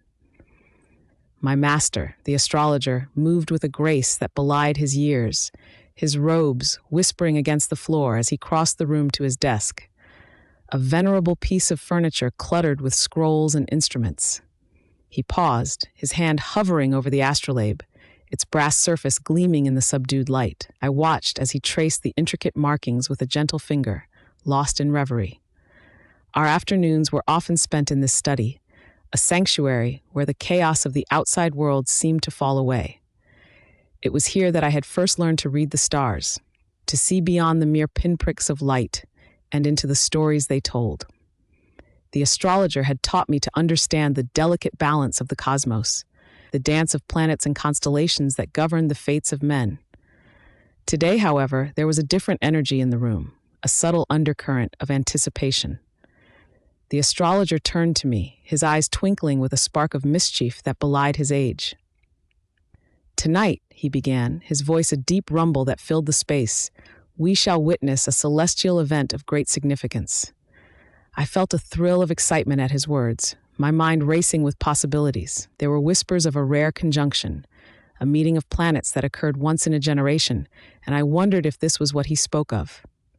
The astrologer, seeing the eagerness in my eyes, chuckled softly. "Patience, my young friend. All will be revealed in time." The hours drifted by, each moment a step closer to the evening.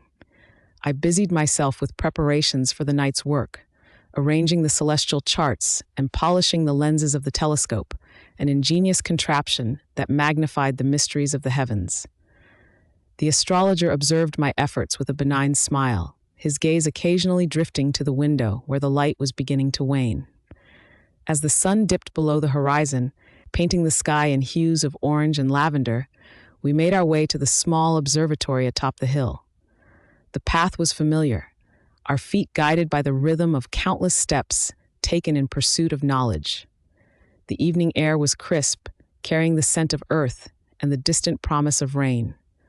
The observatory was a simple structure, little more than a platform with a roof to keep out the elements, but it was our gateway to the universe. From here, we could gaze upon the stars unimpeded, their brilliance unmarred by the glow of village lights. Tonight, the sky was clear, a vast expanse of velvet darkness studded with diamonds. Together, we set up the telescope, aligning it with careful precision to the coordinates the astrologer had calculated earlier.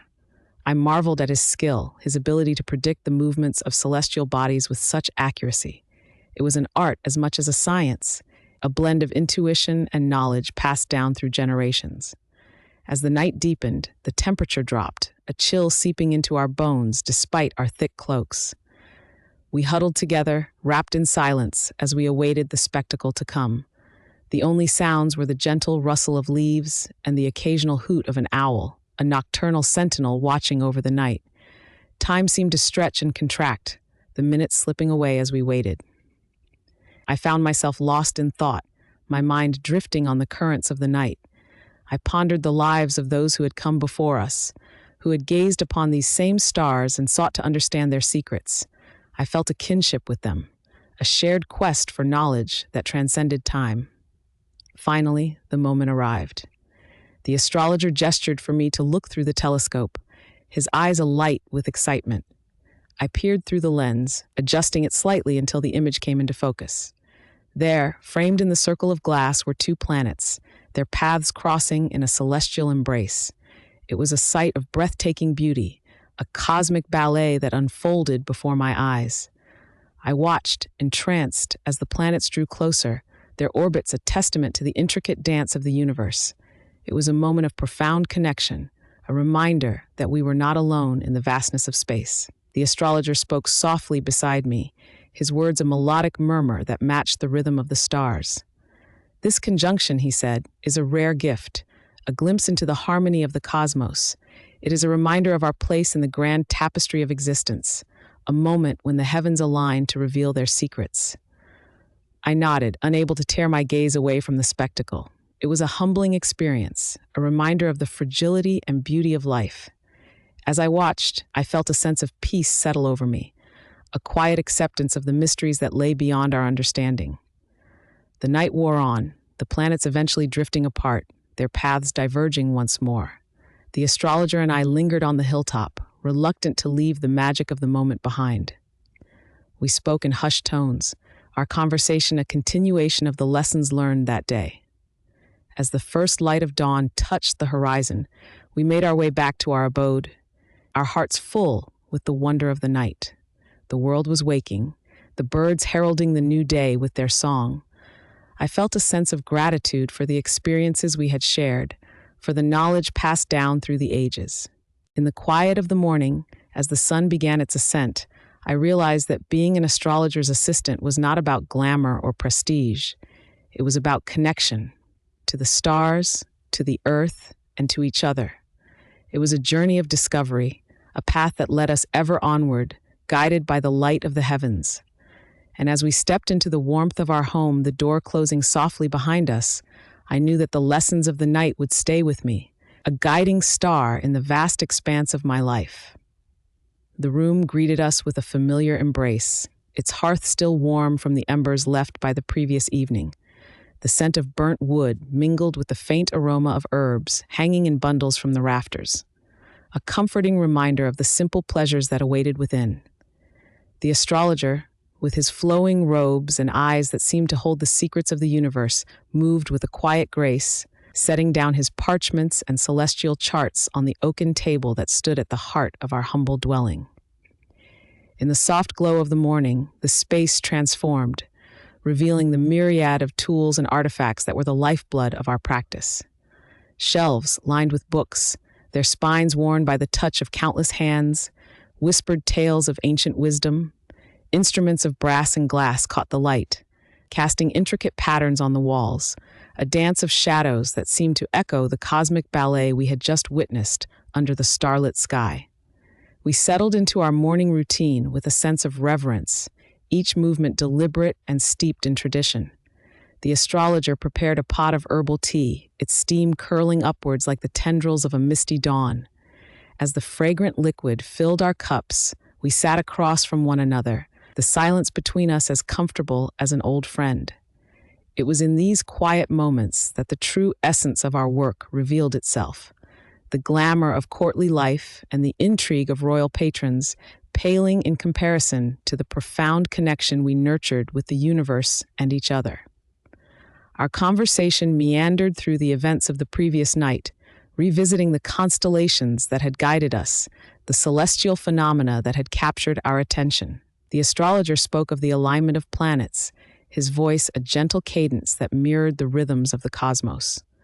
I listened intently, absorbing each nuance, each subtle shift in his tone, for within these lessons lay the foundation of my understanding, the key to unlocking the mysteries of the heavens.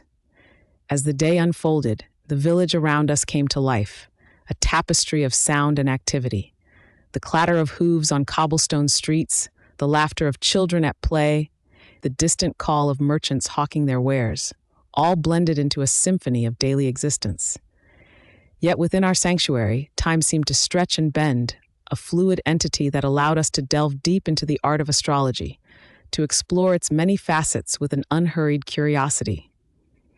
The astrologer often spoke of the importance of observation, of seeing not just with the eyes but with the heart and mind. It was a skill honed over years, a practice that required patience and humility. Each night spent under the stars, each chart meticulously drawn and interpreted, was a testament to this discipline. And as his apprentice, it was my duty to learn, to absorb the essence of his teachings and carry them forward, a bridge between the wisdom of the past and the promise of the future. As the sun climbed higher in the sky, we turned our attention to the tasks of the day. The astrologer assigned me the duty of transcribing notes from the previous night, a task that required precision and care. I dipped my quill into the ink, the scratch of pen on parchment, a soothing rhythm that accompanied the morning's progression.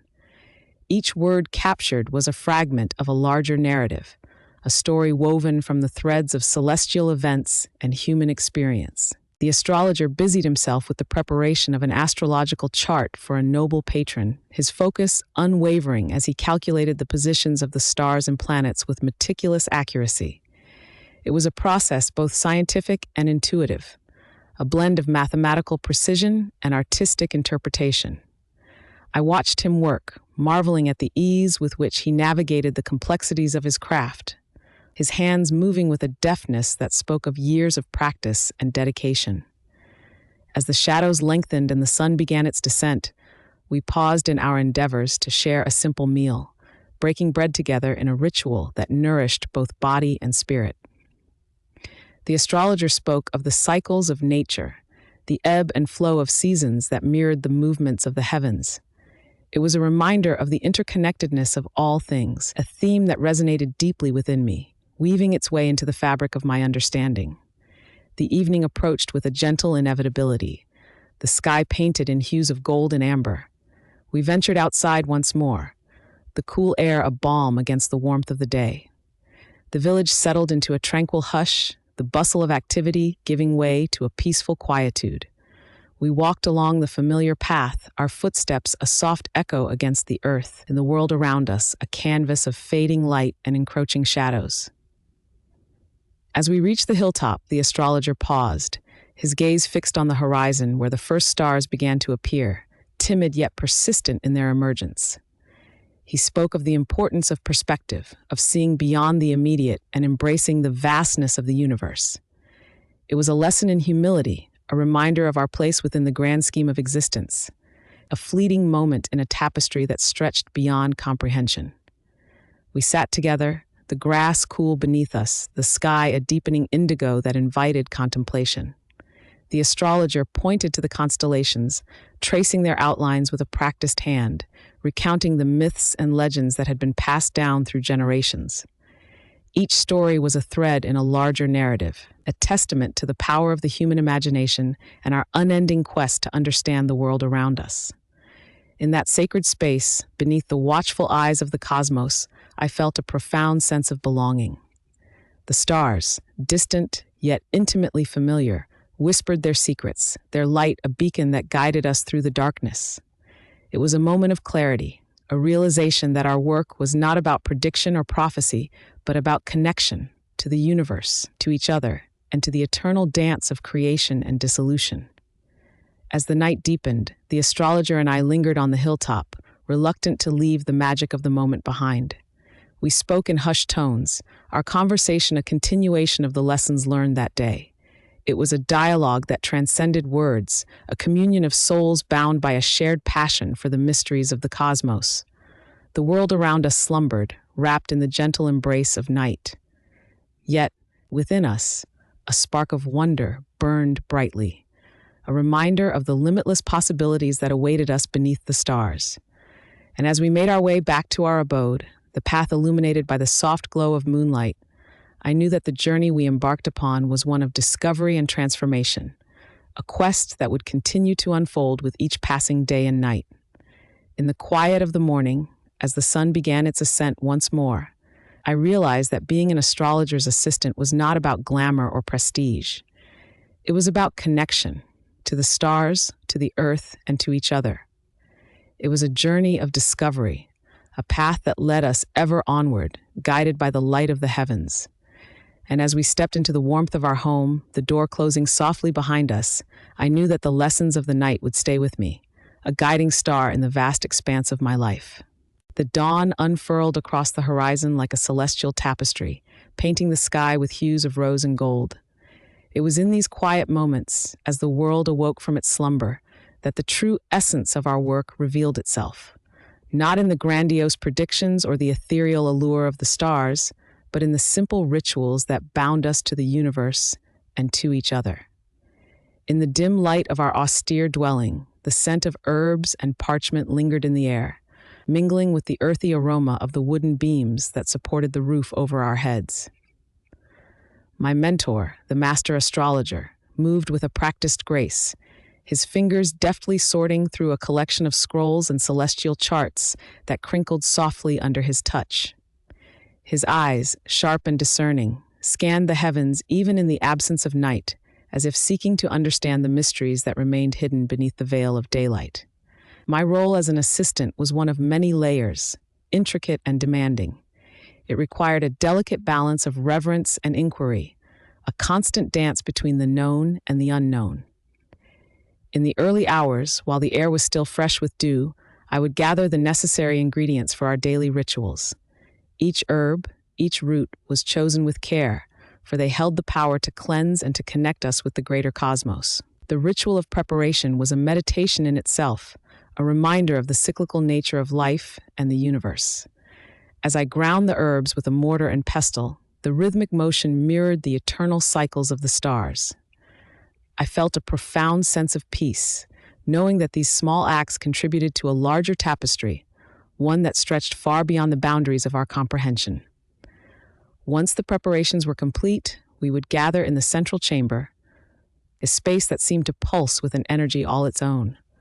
The walls, adorned with intricate frescoes depicting celestial scenes, seemed to breathe in the morning light, their colors shifting subtly with the passage of time.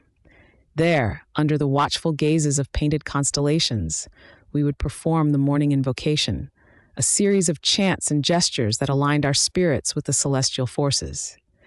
These rituals, though simple in their execution, required a profound focus and intention. As I joined my voice with my mentors, the words resonated within me, a harmonic convergence of sound and spirit that transcended the physical realm. In those moments, I was acutely aware of my place in the grand scheme of things, a single note in a vast cosmic symphony.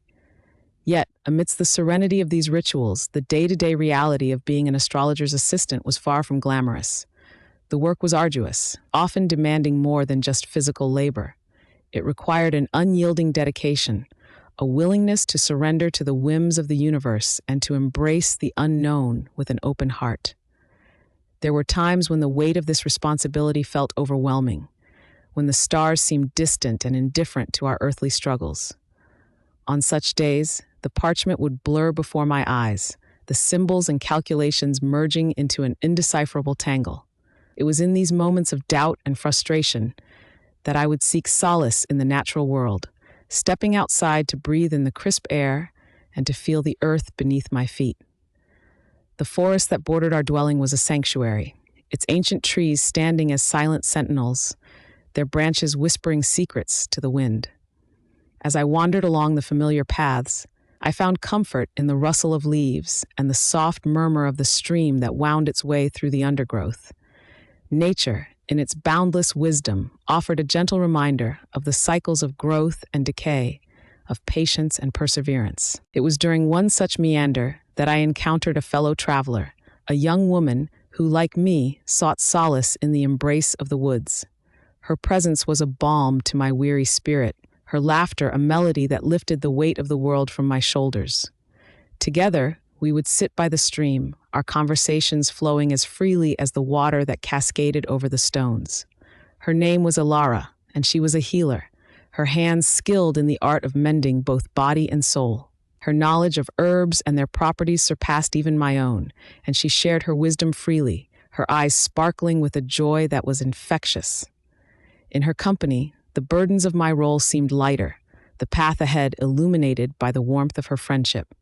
As the days turned into weeks and the weeks into months, Alara became an integral part of my world, her presence a constant reminder of the beauty and resilience of the human spirit. Together, we would explore the intricate dance of the stars and the earth, our conversations weaving a tapestry of shared dreams and aspirations. Yet beneath the surface of our companionship lay the ever-present reality of our separate paths, each dictated by the callings that guided us. While my gaze was fixed upon the heavens, hers was anchored to the earth, her hands tending to the wounded and the weary. It was a delicate balance, a testament to the interconnectedness of all things, and a reminder that even the stars could not exist without the grounding embrace of the earth. As the seasons shifted once more, the crisp air of autumn giving way to the chill of winter, I found myself reflecting on the journey that had brought me to this point. The path of an astrologer's assistant was not one of glamour or renown, but of quiet service and dedication. It was a journey that required patience and humility, an acceptance of the mysteries that lay beyond our grasp. In the solitude of the night, as the stars shimmered like scattered jewels across the velvet sky, I felt a profound sense of gratitude for the experiences that had shaped me. The challenges and triumphs, the doubts and revelations, they were all part of a greater narrative, one that continued to unfold with each passing day. And so, as the fire crackled softly in the hearth, casting flickering shadows upon the walls, I knew that my journey was far from over. The stars, ever watchful, would guide me onward, their light a beacon in the vastness of the unknown. And with each step I took, I carried with me the lessons of the night, the whispers of the forest, and the laughter of a friend who had become as dear to me as the stars themselves. In the quietude of the moment, I understood that the true magic lay not in the grandeur of the cosmos, but in the simple, everyday connections that bound us to each other and to the world around us. It was a magic that could not be measured or quantified, but felt deeply within the heart, a magic that illuminated the path toward a future yet unwritten. With a gentle sigh, I rose from my place by the fire, the warmth of the flames still lingering on my skin like a tender embrace. The night air was cool and crisp as I stepped outside, the vast canvas of the sky stretching endlessly above, dotted with stars that shimmered like distant dreams. I walked slowly, savoring the quiet symphony of the night, the rustling leaves, the soft hoot of an owl hidden among the branches, the gentle murmur of a stream flowing somewhere in the distance.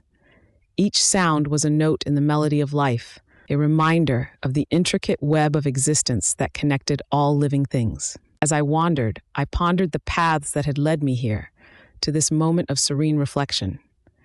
The journey had been filled with twists and turns, with moments of doubt and clarity, but each step had brought me closer to understanding the essence of what it meant to truly live. It was in the small acts of kindness, in the shared silences and unspoken understandings, that I found the deepest truths. The horizon began to blush with the first hints of dawn, the promise of a new day unfurling like a delicate flower.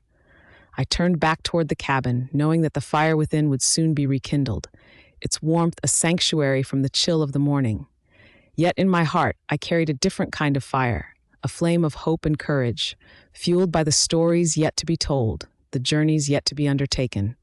And so, with the dawn breaking gently over the world, I continued onward, my spirit alight with the possibilities of the future. For in every ending there is a new beginning, a chance to weave yet another thread into the tapestry of life, a tapestry woven with love, wonder, and the enduring magic of the human spirit. As the first rays of the sun kissed the earth, painting the landscape in hues of gold and amber, I felt an overwhelming sense of peace. Each day, like a blank canvas, awaited the brushstrokes of my choices and dreams. The path ahead, though uncertain, was a testament to the endless possibilities that life so generously offered. The cabin, with its familiar creaks and comforting embrace, stood as a symbol of both refuge and transformation.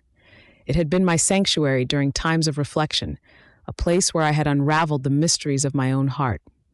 As I approached, I could see the gentle smoke rising from the chimney, a silent herald of warmth and welcome. I paused for a moment, letting the serenity of the morning envelop me. The world was awakening, and with it, my resolve to embrace whatever lay ahead. The birds sang their morning hymn, a melody of hope and renewal, reminding me that life was a symphony of moments, each note precious and irreplaceable. With a deep breath, I stepped inside, ready to rekindle the fire, both in the hearth and within myself. The journey, with all its trials and triumphs, had taught me that true fulfillment was not found in the destination, but in the journey itself. Each twist and turn, each shadow and light had been a part of the dance, a dance that was uniquely my own.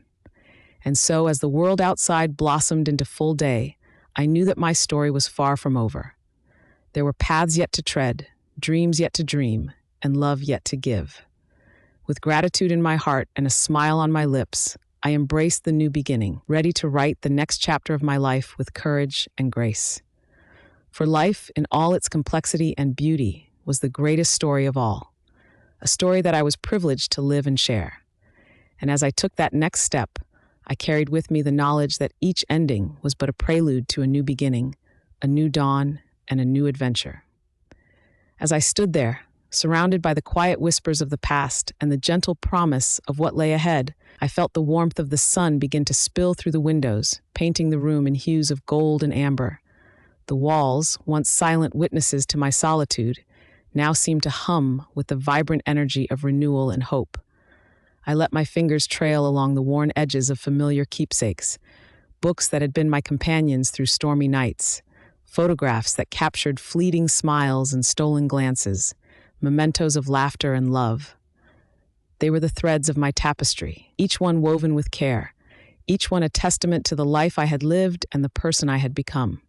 With each heartbeat, I felt the rhythm of the world sync with my own, a symphony of moments, each note precious and irreplaceable. The air was alive with possibilities, each one as infinite as the stars that would soon grace the evening sky. As I rekindled the fire, watching the flames dance and flicker, I understood that I was both the storyteller and the story. Every choice, every chance, was a brushstroke on the canvas of my existence, vibrant and vivid, daring and delicate. And so I stepped forward into the embrace of the day, secure in the knowledge that life's greatest gifts were not measured in milestones or accolades, but in the quiet, unspoken moments that fill the spaces between. With each breath, I affirmed my place in the world, ready to greet the dawn with open arms and an open heart. In that sacred silence, as time unfurled its delicate wings, I realized that the beauty of life lies not in its certainty, but in its endless capacity to surprise and inspire. And with a whispered promise to never stop seeking, never stop dreaming, I turned the page, eager to pen the next chapter of my story, one filled with love, laughter, and the boundless wonder of all that is yet to come. The evening sky, now adorned with a tapestry of stars, seemed to nod in agreement, each twinkle a testament to the infinite possibilities that lay ahead. The world was vast and full of mysteries, yet here in this moment I felt a profound connection to everything around me, a part of the ever-unfolding narrative of existence. The wind carried with it the scent of pine and earth, a gentle reminder of home and of journeys yet untaken. I took a deep breath, savoring the crisp night air, and felt a serene contentment settle within me. It was as if the universe itself was whispering secrets, urging me to listen, to learn, to live.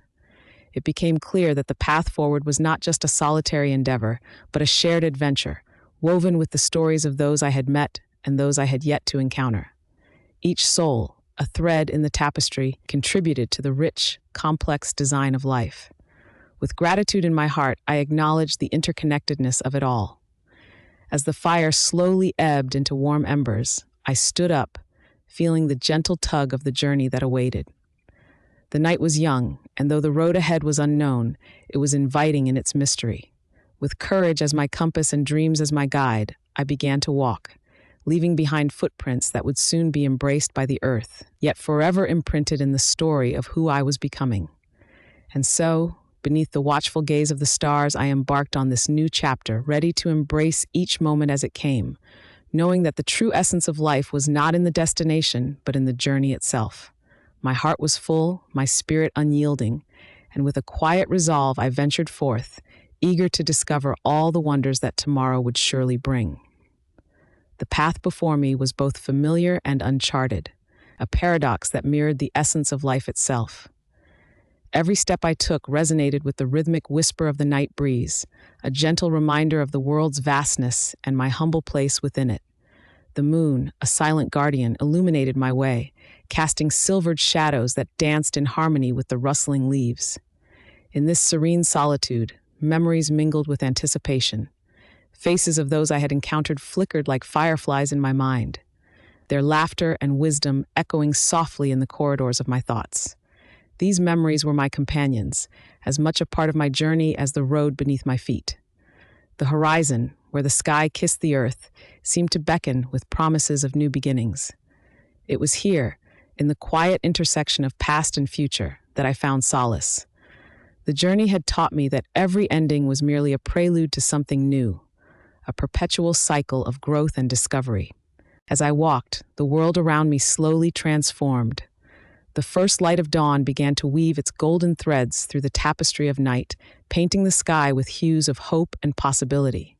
I paused to watch this daily miracle unfold, a reminder that life's beauty lay in its transient moments, fleeting yet profoundly eternal.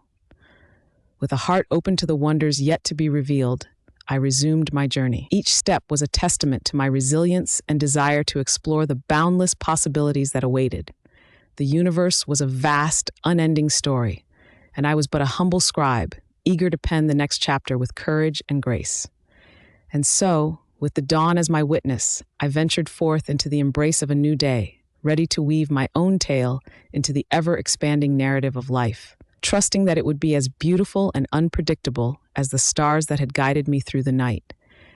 As the sun ascended, casting its warm glow upon the earth, I felt a sense of peace envelop me.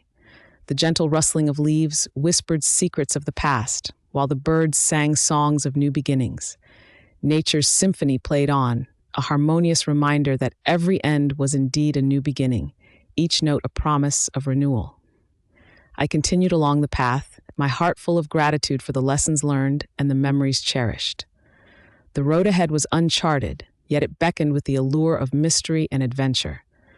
I knew that the journey itself was the destination, and with each step, I embraced the unknown, savoring the freedom it brought. In the delicate balance of night and day, I found my place in the grand mosaic of existence. I was a traveler, a dreamer, a seeker of truths, and as I moved forward, I carried with me the echoes of the past, the hopes of the present, and the dreams of the future. With every breath, I vowed to live fully, to love deeply, and to remain ever curious. The horizon stretched endlessly before me, a canvas yet to be painted with the colors of my experiences. And so, with a heart full of wonder and a spirit unafraid, I walked on, ready to embrace whatever the journey had in store, trusting that the story of my life would continue to unfold with beauty and grace. As the last hues of twilight faded, I felt the gentle embrace of the night wrapping around me. Stars began to flicker in the vast sky like whispers of ancient tales waiting to be heard. Each constellation seemed to weave its own narrative, connecting the dots of my journey with celestial threads. The cool breeze carried with it the scent of distant rain, a reminder of both the storms weathered and those yet to come. Yet I felt no fear, only a serene acceptance of the ebb and flow of life's tides. Beneath my feet, the earth was firm and reassuring, each step resonating with the rhythm of my heartbeat. I paused for a moment, turning back to gaze at the path I had traveled. It was lined with footprints of determination and courage, mingling with traces of doubt and hesitation. Yet in the grand tapestry of my journey, these contrasts painted a picture of resilience and growth. As I resumed my walk, a sense of peace enveloped me. The melody of the night sang softly in my ears, a lullaby of dreams and infinite possibilities. The road ahead was a symphony of untold stories, a dance of shadows and light, and I was but a note in this harmonious composition. And so I continued onward, with a heart open to the wonders of the world and a mind ready to be filled with the wisdom of new experiences. The journey was far from over, but in that moment, under the starlit sky, I found solace in the knowledge that I was exactly where I was meant to be. In the cradle of the universe, I walked on, a humble traveler on an endless quest, knowing that every ending is but a new beginning, and every step a verse in the poetic saga of life.